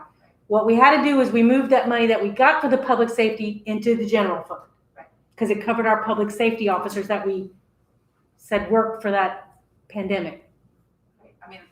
I guess what I'm saying is I'd like for it to come out of general, so that we slow down the use of the rainy day fund if possible. So Since If we you're, did get those funds into the general fund, I would like.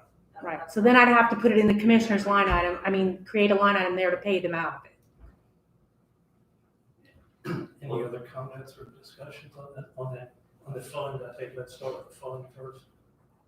If that's what we want to do, general fund.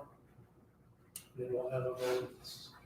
So it's $10,000. It's Well, there's 10,000 in salary, there's $765 in FICA, Medicare, and then there's a $1,120 in PERF. so would that be one? $11,885. $11,885.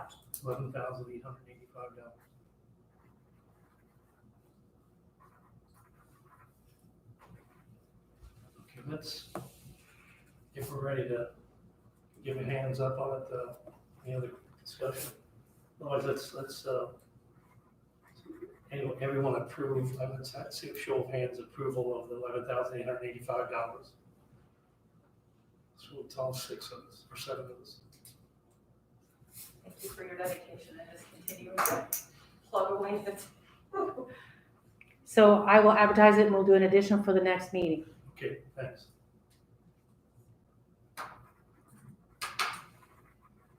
Okay.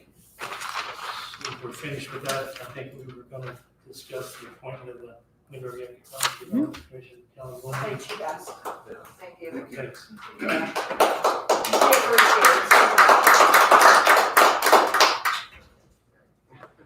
Yeah. All right, so Huntingburg Economic Development, I reached out to John Moody, and chatted with him, and he said they haven't met in a while, obviously with COVID and everything too. He doesn't feel like they have anything coming up, but he would like to still be on the board.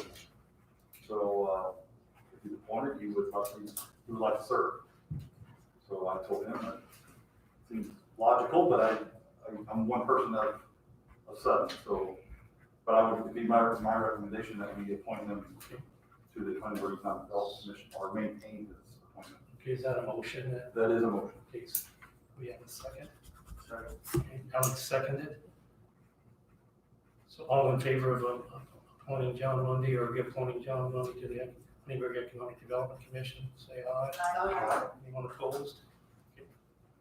So in that, my understanding, I think you had said that that's a yearly. Well, it's a year-to-year appointment, and the term begins February 1, 2021, and expires February 1, 2022. I don't know how it was missed, so we'll keep it for the next, when you do our appointments in the fall, we'll have it on there again. Thank you for catching that. Well, we're finding stuff.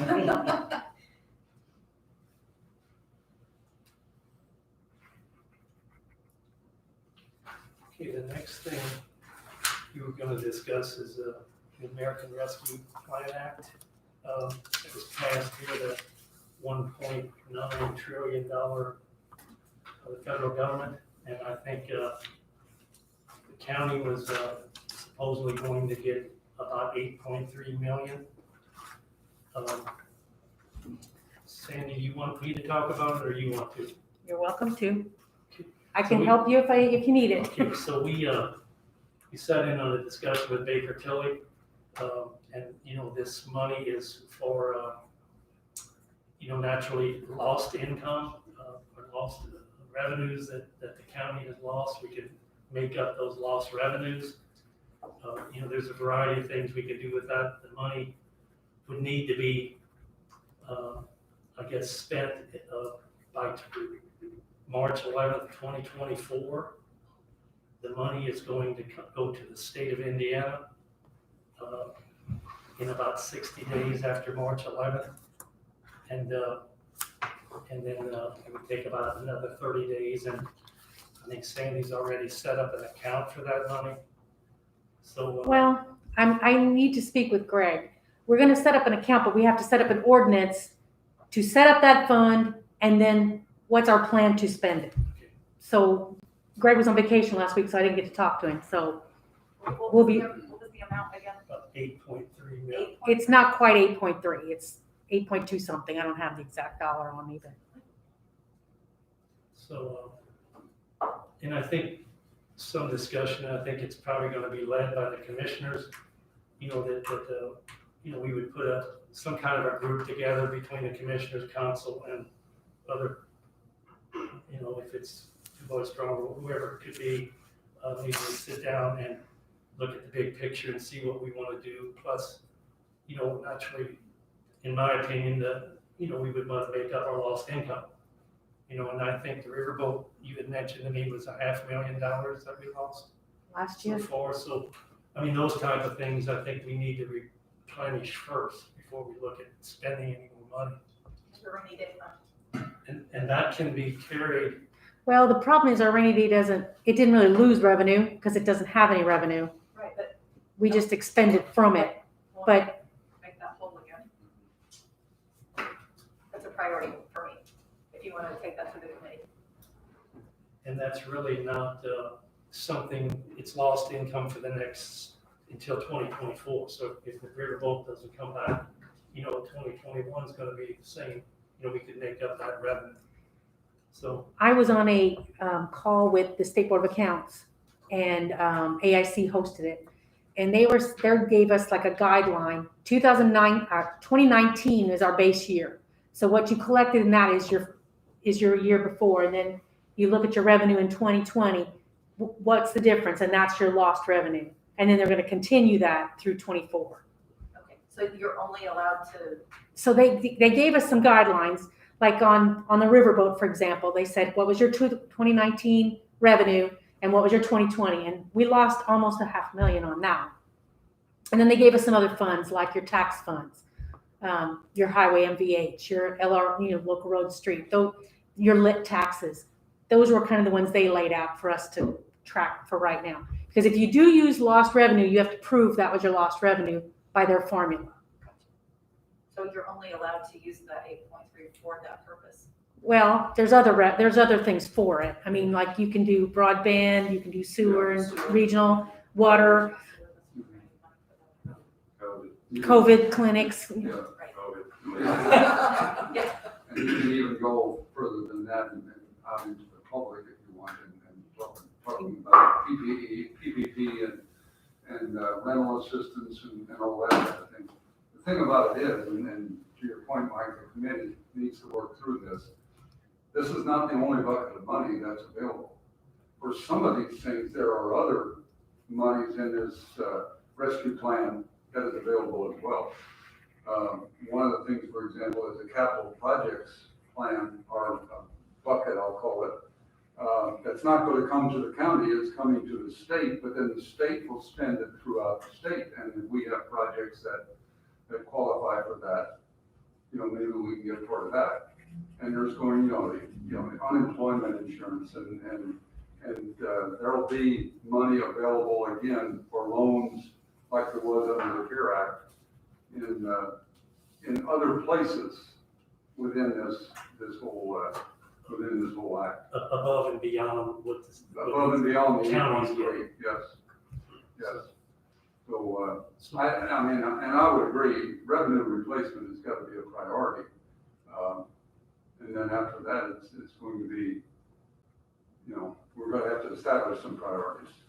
And we talked about it at our meeting last week about the property tax.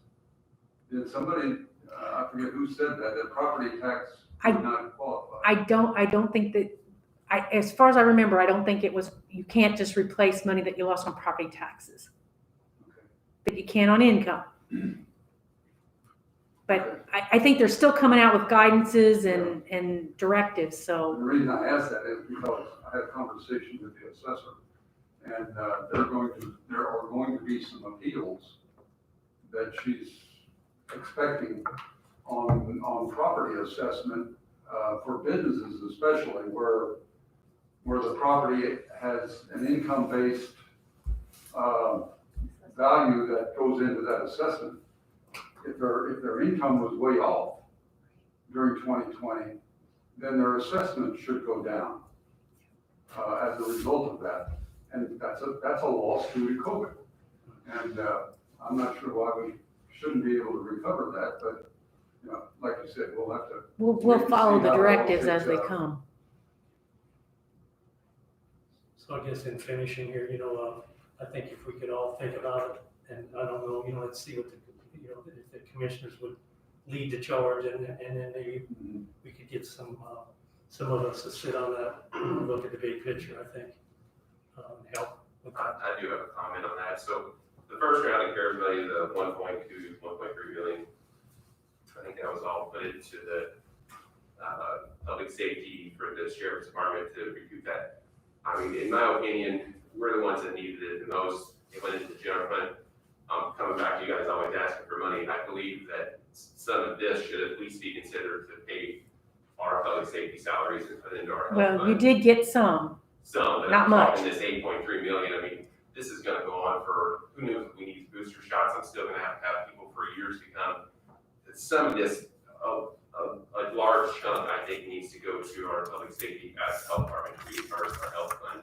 It's just something that I wanted to bring up and keep you guys, in mind, 'cause, I mean, the 1.2 million was for COVID relief in the beginning, and I got like zero of that, it all went to the general fund, so that's kind of why I'm struggling with funding here, because it wasn't necessarily designated towards COVID relief, in my opinion. So I think this 8.3 needs to be done a little bit differently. Well, I think if we could look at what was your receipts in 19 and what was your receipts in 20, that's revenue loss.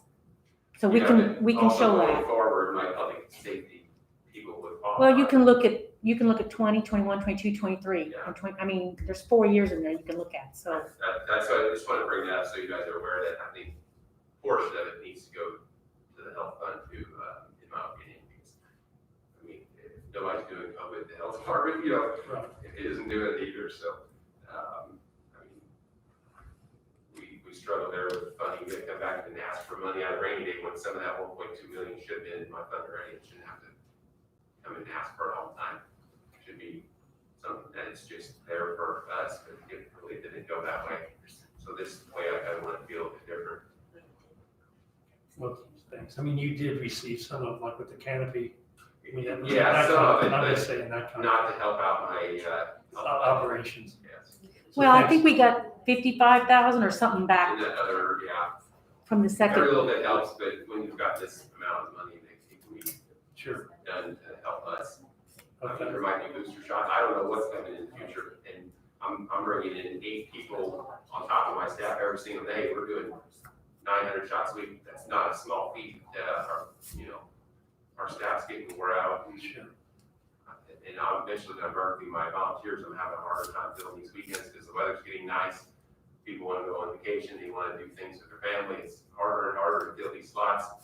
I mean, Tammy and I have been there every time, and we wanna have some family time too. I mean, spring break, my family left without me, so,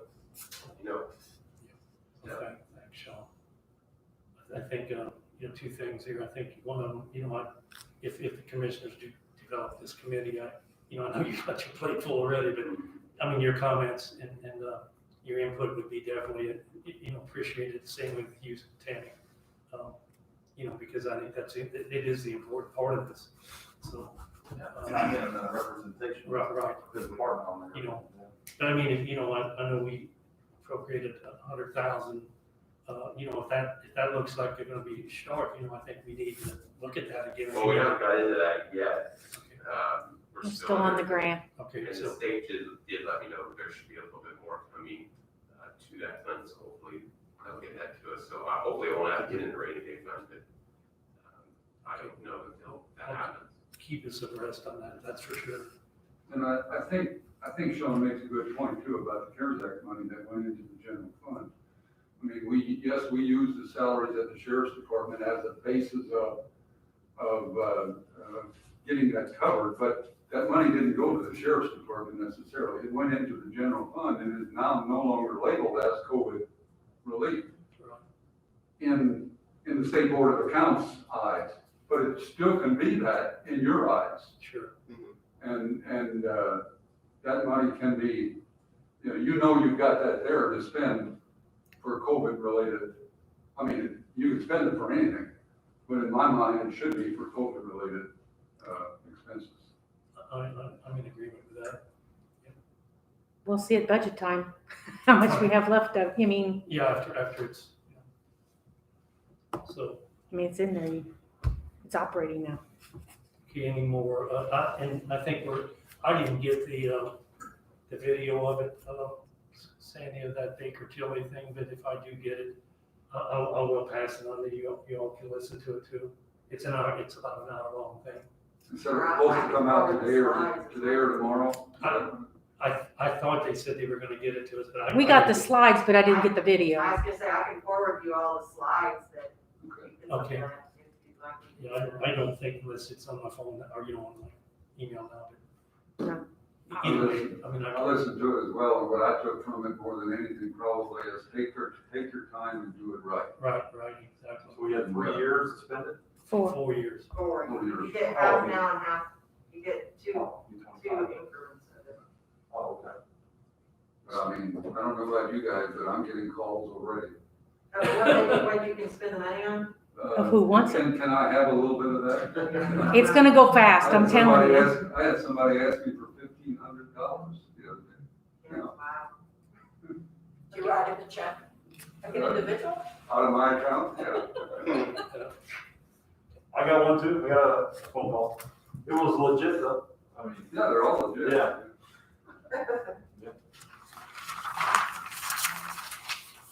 Well, is that, anyone else got any discussion on the American Rescue Plan?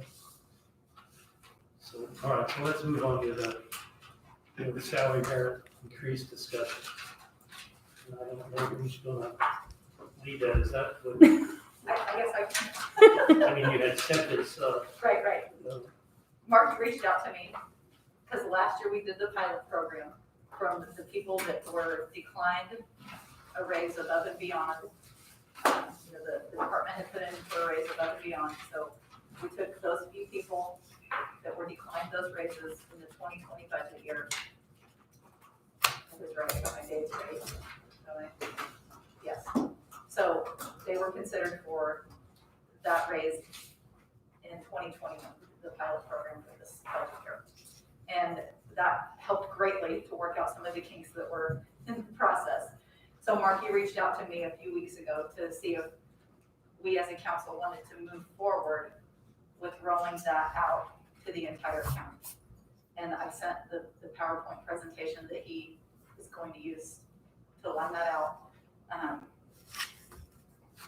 So that's just something we need to decide as a county. Do we want to allow employees and department heads to initiate the process, to give an explanation to justify a raise above and beyond what the county, what the council recommends. I mean, these pay raises, they're still in that fixed rate. Like They still have to be in the range. It has to be in that, it's still gonna stay in that range, we're not gonna get out of the range. Right. Okay. What's the negative of not doing it? Yes. I guess, at some point, we've talked about this, I think we wanted to do something. If we wait, we're sitting here that we're gonna make decisions in August, or whatever. So what would be the negative of just holding it off another year? Or going forward with it right now? I think the negative to not doing it is we'll just lose momentum. We've worked a lot on moving from just the county saying this is the flat raise everybody's gonna get.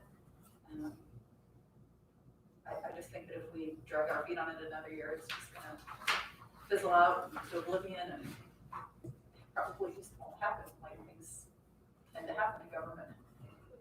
I looked through the PowerPoint and my only issue was, do we need to add another layer of accountability in there to make sure that there's another set of eyes that validates, the reasons for, them listing and proving that they needed or that they deserve a pay raise, not just the employee and their, immediate supervisor, someone else in that process along with, I guess, is Marky. So the way that it works is, they would, Marky will lay it all out. I don't want to say something without, he's gonna, what do you call it? he's the mastermind of how this is gonna roll out. You know, he'll communicate how it all happens. So, the employee or the department head, from what I understand, will initiate, you know, the request. Then it'll all go to Marky by a certain date, so he has time to make sure, to double check and make sure that the rationale and justification, and then he'll make a recommendation, whether he thinks yes or no. You know, as the HR director, you know, he'll work with the department head to verify and validate that. And then before budget day, he'll release that information to all of us. So that'll be another layer. So, you know, employee, department head, human resources, and then also to the 7 of us. Now, is he gonna have like a universal checklist of, you know, they're listing these items so that, you know, I know how, Steve out at the highway department has a checklist of they meet these different criteria and stuff. Is he gonna set that up as far as when people come in and, you know, request for a raise, they have to meet certain criteria? When he looks it over, or is it just gonna be on a case-by-case basis, or? I can't answer that exactly, but I think the goal, I think he's been, I don't wanna say chomping at the bit, but, you know, just making sure that we have annual reviews, employee reviews, different things like that to make the justification. And we were kind of waiting to do something like this so that we would have a human resources person to help verify. How would the department head get a raise, or would they be exempt from this? Would it be between them and Marky, since they're the employee? I think the non-elected officials would probably have it go before either their board or the commissioner of their commissioner appointment.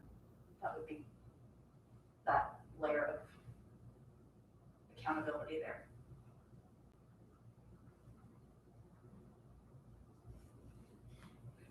I've always felt like this entire time it was challenging to approve a raise. I'm not saying that I'm deserving. I think it was challenging to approve it without an employee review. I thought that was always been tough for me, to do that, to justify a raise when, is it because you're talking the loudest right now? Well, then you get one, and that's not how it should be, but, so. Yeah, I think it's to be checks and balances and. Correct. You know, So justification. right. I think, is what this adds on to it, it's needed. Right. If the department head is truly doing the review that's necessary and, but I still feel we're still gonna be in the same situation, to somewhat, not to be negative here, but where if there's 4 people in the department, you know, and I'm talking to Mike and I have 3 others, well, I'm probably still gonna give everybody the same raise. I think that's still gonna happen. And I don't know how you get around that, because. So Well, it's I gonna think that's where the performance reviews kind of come in, or the, you know, those yearly. yeah, so it almost seems like That's- the individual jobs are probably gonna benefit more than the department, or an individual department. Because if I have these 4 and Mike comes to me for more money, I'm likely gotta pay these others too. I think that'd be the challenge. It's gonna be a little bit dicey. That's what I'm. And I feel that they have to justify why you're giving them the others more too.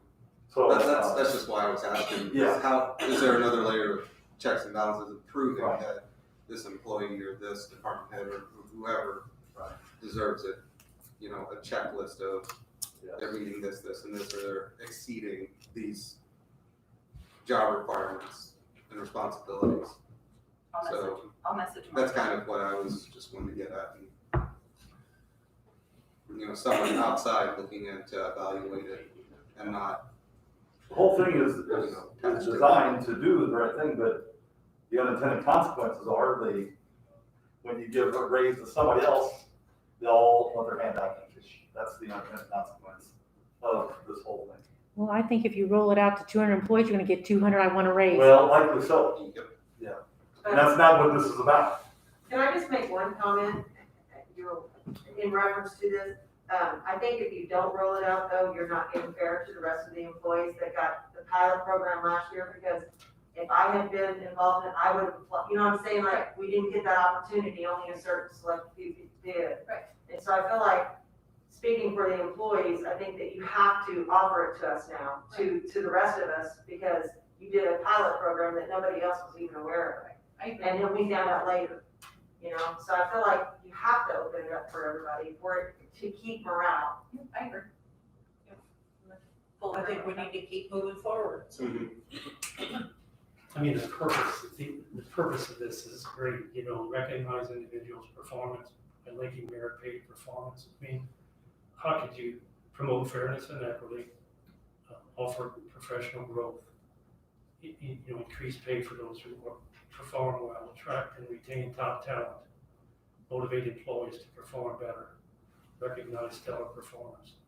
You know, those kind of things, I mean, are ideal, you know, to run a business like the county, you know. I just want to make sure that there's set criteria, and a set process that they're going by to. What would you like to see different that was on here? Is there something that's not on there that is? No, just that extra outside look at it, and like this maybe more of a structure, or you know, a listed structure of, you know, I didn't see the, you know, they need to have this set of things to prove. Yeah, I mean, I see what you're saying, but I want to make sure it doesn't turn into, I used to be a high school teacher at one time. I don't want it to turn into, here's your rubric, and if you fill in every, you know, to get a 4 out of 4 on each thing, and you're guaranteed your raise, you know, I don't want to see it turn into that.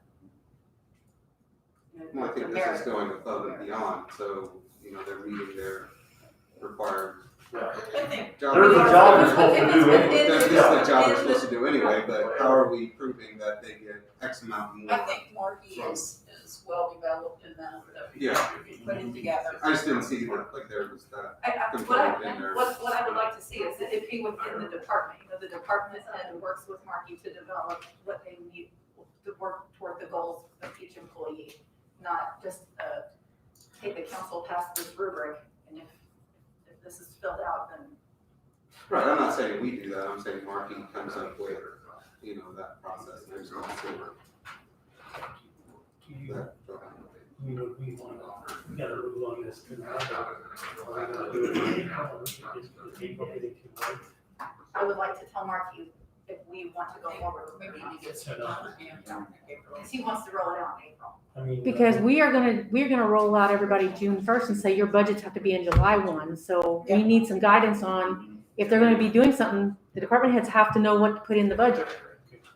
I'm just questioning because I just wondered if Marky, I mean, I'm sure he's realized that Oh, no, he does. his workload, you know, plus he's got this other workload with the, you know, the new part-time people. Yeah, because one was that was last year, Craig, and we met with Marky, and, yeah, we talked about, you know, when we open this up, he's like, oh, yeah, I know, there's gonna be a bunch of them. I just don't want to happen with the, you know, pilot thing to have the same, like, if there's a little bit of a negative connotation from the other departments, I want this to be all fair and, you know, very structured. You know, that they know Well, exactly what. It was a 3-part thing. I mean, the Right. employee has to say why they think they're gonna get it. The department head has to say why they should get it. Marky has to agree with, I mean, yes. So and then the council, so it's more than just, Right, I want this. It's, you gotta prove why you deserve it in a way. I understand. Is this private, like, just because, let's say, someone who works in your office says, Sandy comes to you and says, Sandy, I think I deserve a raise because of this, this, and this, and we fill out the paperwork, you go through all the steps. It's not like everybody else in the office is gonna know, it's not announced or anything. is it? Well, budgets. I'm just saying. Budgets. That's what I said. If they That's what I said, well, don't look, it's gonna be the want department, that's why it's gonna be the has to challenge. be- Budgets are, Well, that's why I said, I know that, budgets are public, so I know that the employee has to give reasons why, but I want it to be a universal reason why. Not just, oh, I deserve this because I do this. Well, another person, I deserve this much more because I do this. Well, how can you compare those two? I want something that we can compare everything, or at least try to do that, so that we're not doing this, well, the sheriff's department has this type of criteria, and, I want it to be universal.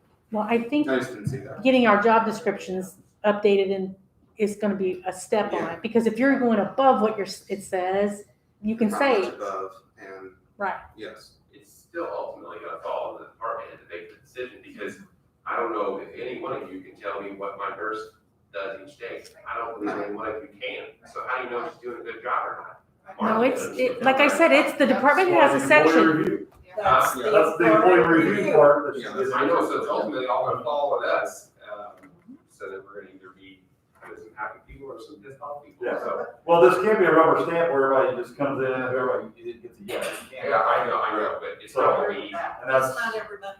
right. Well, and, I mean, in the real world, in, private industry, that's how it works, The differences in private industry, I don't know what you got. Exactly, I don't know what you make, everybody knows everybody makes it. And so that's up to the department head. If they just want to give the flat Right. to everybody, that's their prerogative, that they're, nobody's gonna think anything So it's, about that. But I think you do have to come up with a percentage or something that we can kind of have a baseline. Right. Right, and we talked about doing that, next month? Next month. Coming up with the percentage. Salaries percentage. So that, Can you set like a minimum range, and then if we feel like they're doing it up and beyond, that we can give them more? I would think so. That way everybody I mean, gets as long as you're within your wage a range. 1 or 2% automatic. And then I feel like one of my employees is doing outstanding, and they've been there for a while, and they just need a raise because they're doing so much better. So one thing that we talked about early on, and I really like what Elmer suggested in our, wage committee, discussions is, out in the real world again, they, a lot of times, someone's, whatever team leader, group leader, their boss gives them, they say, okay, we can give you, let's say 5% for your entire department, 4% for your entire department. You figure out how you want that split up. If it's, everybody gets 3.5, and then that other, if there's one just exceptional performer or 2 exceptional performers, then use the difference there. I'd love to see us get there. I don't know if we will. But I would love to see that, so that, it gives the department heads more autonomy in figuring out how they want to see their top performers compensated. Because like you said, we just don't know, and that's why I feel like it's always been just a flat percentage, because the council just doesn't know. And it's not fair, Well, to give one more than another. I do think it's very difficult to give a 1.5% and say you only get 1 and you get 2, when cost of living increase is just not even one, it's just a cost of living raise is really what you're getting. It's hard enough to find qualified people at what we pay already. I mean, I struggle to find qualified applicants for a full-time position, because, that first thing that comes up, well, I can make twice that much in private industry, so those people are already getting hired away from me. I dealt with it the past 3 times. I mean, I think this time I hopefully cross my fingers, we have found a good candidate. It's tough. So we would not, we would just make we wouldn't have to vote on this, like just a show of hands if we want to proceed with it, right? And then I'll let Marky know what. And I think, I think if everybody's got the understanding of what we're doing, I think, go ahead. So let's see a show of hands of who's in favor of proceeding with this year. So I'll set it, so would you want to get with Marky then? I'll Maybe email him explain tonight. a little bit what we talked about if you hadn't. I'll message him tonight, and then if more details than what I emailed, then we can talk. And like I said, I think on that same token, we want to look at, we kind of raise rate we want to use, inflation or salary increase rate for next month meeting, if you could give some thought to that. I think next on my agenda here, you know, I spoke with Steve Berg out there, and, you know, he hired a young lady, Michaela Spade, to take over Wanda Beck's job, you know, kind of cross training, and I think that's working out well. So they seem very happy with the young lady. You know, EIC has their Southwest District meeting in the Huntingburg Event Center on May 12th. I think the doors open at 5:30, the meeting starts at 6. So I think we're all, as council people, we're all, there's a charge, but we're all. You probably got this in the mail. Right, I did too, that's What, $40 for? Well, if you'd like me to, register you, just let me know so I can do that. I think. You got me on the list, right? I got Charmaine already, she already called me. I would like to. So all of you, No, Craig. I can't go this time. no Craig. So appreciate you doing that, Sandy. Yes, thank you. We could get, so let's talk about the construction bids that we got in on the last Friday. They were, we received, as a county here, we received 2 general trade bids, and Crampton Lumber Company was low.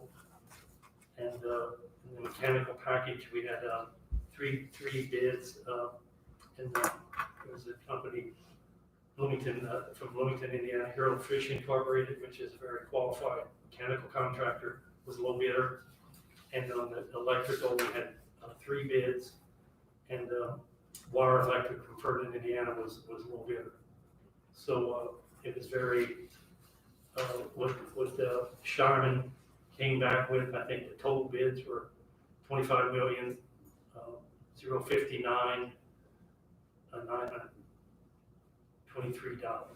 $25,059,923.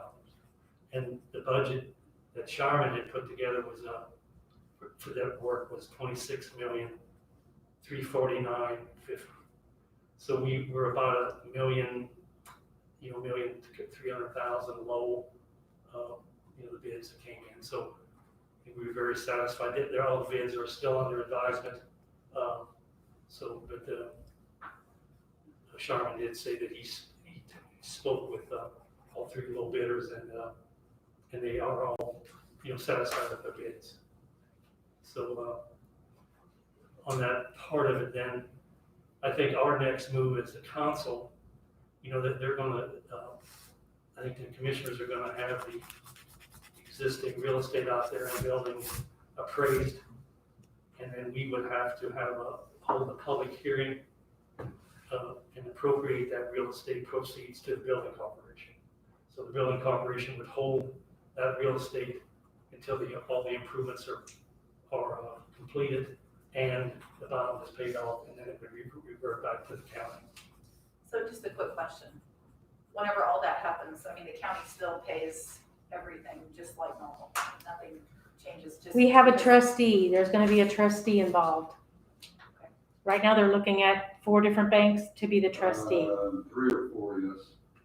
So they'll assign a trustee, and then we'll pay the trustee to pay the lease and the bond payments. Right. Okay. I just wanted to make sure. I mean, nothing changes as far as like the regular budget and the utilities or any. Because it should all be the jail tax. The only thing would be different is if the jail tax doesn't have enough, then we have to have a property tax backup, so then we'd have to budget for that. And this does not include the contingency, of I don't have it in front of me here, but, there's also normally 10% contingency for change orders, that kind of thing. So, Well, it's almost kind of built in since it came in. Well, he said there's also $1.5 million contingency in there that you don't touch that yet. right, But this is under budget, so that helps, but so the bond would probably be set up on the lower amount. Good. So, I do have one thing before. I you- have something like, too. Not on the tail, but just when that's. I have something too. I wanna make sure that I don't forget to. The next thing I just wanted to touch base on here is this letter that we got from the Davis County prosecutor, Adult Protection Service. I spoke with the auditor today and the director, Rob Hazeman. They are, I mean, they're not getting enough money. Davies County has been funding them for a long time, and now they're just short, and they're just asking other people. And he's willing to come in. He's willing to come present something next time if you want him to. He's willing, if you have questions for him, he's willing to answer them. He's just at a shortfall, and they just don't have enough money to cover their grant. So as I read that, a couple questions were swirling. Of all of the counties that are involved, they are reaching out to all the other counties, Yes. correct? He said he's reached out to Greene, Martin, DuBois, Pike, Knox, and Davies. That's the covered counties he covers. Okay. He said, now obviously Davies County is their hub, and that's been funding them all these years. But he said mostly Davies, DuBois, and Greene use them the most. But he didn't have direct numbers. He said Anthony might have some case stats if we needed that. I didn't have time. I just talked to him at 3 o'clock. What I would So- be interested in seeing is the amount that's not funded by the state. If they could do something similar to what like Indiana 15 does based on population or based on the number of cases that get seen. Right. And come up with some sort of a Well, stair-stepped. I asked him that question, if he could give us, like, if we use 30% of his time, or if we use 50% of his time. And he said the cases are gonna change all the time. He said I can go months without something, and then I can get slammed by DuBois. You know, it just depends. So, but he said a lot of what they do is confidential, and so they can't really give out a lot of detail either. And that's in his letter that, you know. If you talk to him again or message him or anything, I mean, Yeah, if you have questions, he said, give me their questions, I'll be glad to answer them. that's what I would really like to see is the full total that's not funded by the state, you know, not, like, don't take out what Davies County pays. Take the full amount that they would need. Well, he did say that their grant is $195,585. It's in that letter. Right. And he said they've been told that's gonna be the same grant next year.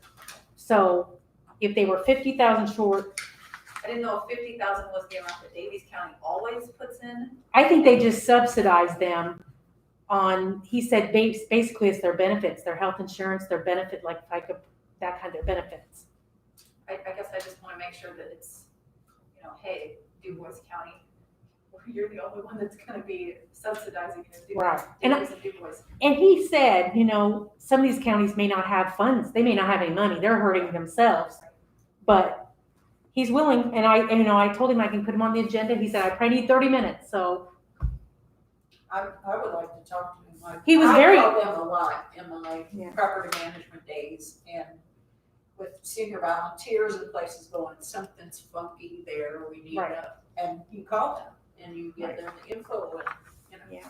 He was very interesting. I mean, I had a long conversation with him, and So for those of you who don't know what we're talking about, it's the Adult Protective Services.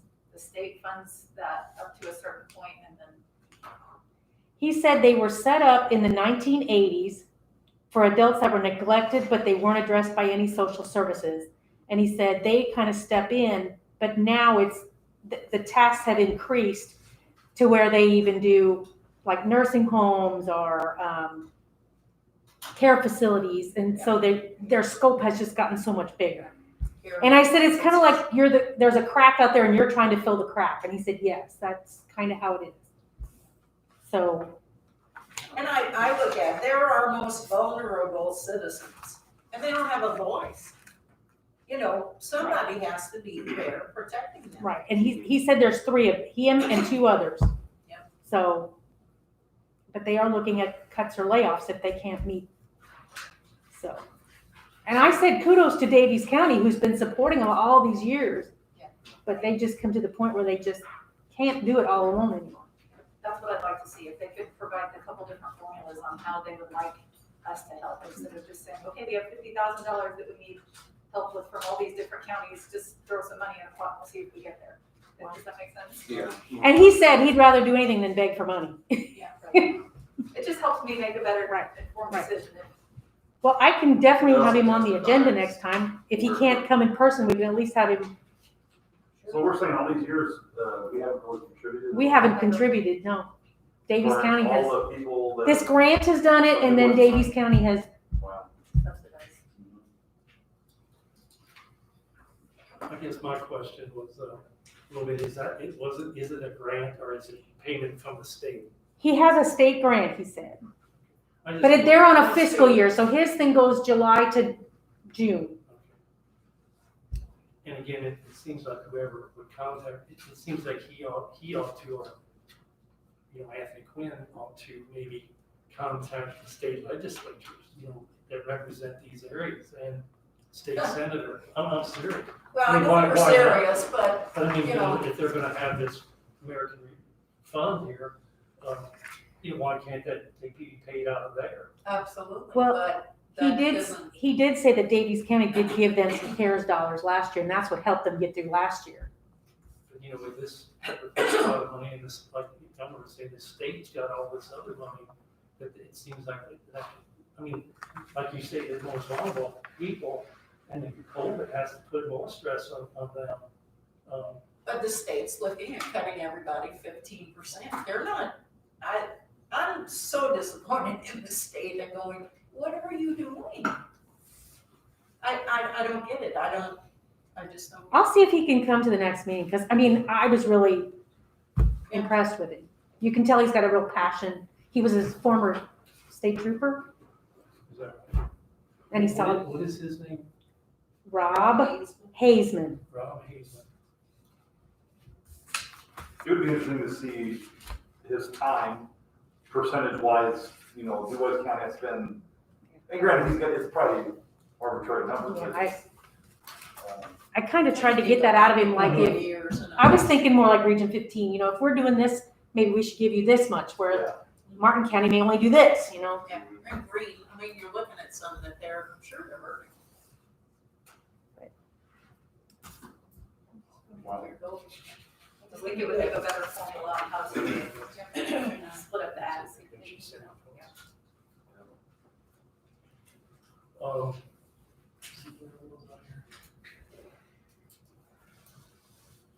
I think that's all, so if you wanna, The one thing that I keep forgetting to ask about, over at the Soil and Water Conservation District, they like to have a council member, just join in on their board meetings. They have a monthly, and just so that somebody over here knows what's going on in their department. And I've done that for a long time. Alex, I know that you were on the call last month. She just asked if I was still gonna do it. Alex, if you wanna do it, if somebody else wants to do it. I just never formally asked, and it's not like a formal appointment or anything. It's just if one of us would want to, go to their board meeting, and stay informed. you've been doing such a great job. No, I'm happy to do it. I'm happy to do it. I just noticed. No, I'm happy to do it. I just know that Alex was on that board, and then he was on the call last month, and I thought, well, if you want to keep doing it, Alex, you can. If not, then don't feel obligated to join the meetings every month. When are the meetings? It's been via, they haven't been having in-person meetings for a long time, but I think they are gonna try to this Thursday. It's the first Thursday of the month, isn't it, Alex? Yeah. And I think they meet at 4:15. I think that's what it's scheduled for. And then when it's planting and harvest season, a lot of times they'll skip a month in the spring and they'll end up skipping a month in the fall. Unless it's raining. If it's raining. She has the downstairs room scheduled for next week at 4, so Okay, it's next week? Yeah. I thought it was the first. I think it's the first Thursday, which is next week. That's this Thursday. Yeah, that's in like 3 days. It's the first. Yeah. I know, it's on April Fools. April Fools. Yeah, because we have the health screenings all day, our health wellness things all day, and then she's coming in right after. They're gonna be back to back. And I just get signed up for that. No, it's the wellness every month check. Oh, it scared me. No, your health screenings are in June. I was like, No, this is every month we meet with them and talk about our wellness goals. I'm so healthy, my blood pressure. So is it the appointment or is it, I didn't catch what, It's not a formal appointment, they just like for someone, like I. like a representative? Right, just a liaison is what we call it. I've been the council liaison for probably 2 or 3 years now, maybe longer. But I'm happy to keep doing it, I just didn't know if, Alex, if you liked doing that, if you wanted to keep doing it. I should do it, but every night of the week now sports, and I'm not saying I got more to do than other people, but, and with farming, I'll keep doing it. I would have just stayed on the board if they wouldn't have made me resign, then I would have been taken care of, but, either way, you decide, I don't care. Yeah, I'm happy to do it, I just don't want you to feel obliged to keep joining the meetings if you don't want to. Okay, Then that's yes, all. you can continue. Good for you. Okay. Did you want to do something with Mid-States Corridor yet, or is this just for information? No, I think I just sent it out. I think everybody, they have the Bible is here and everybody's welcome to read it. I did Want to send take it that out. home to read tonight? Take it out. Sure. It's a lot of pictures, it's probably good for me. So Yes. if that's the PowerPoint, which is all Will it help me put my daughter to sleep? part of this book. I just wanted to bring it in for the council. I don't really have any discussion on Okay. it. as such.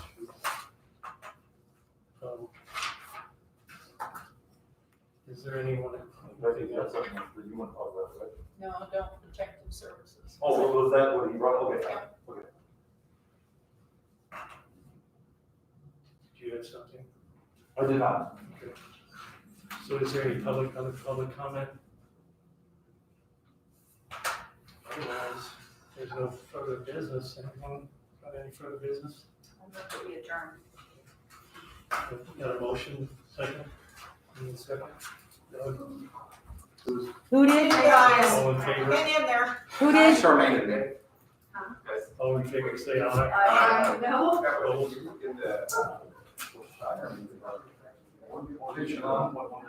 No. I mean, let me, Oh, I'm sorry. I'm sorry. That's what I said. Yeah, you're going. We haven't done anything yet. We haven't, we broke ground.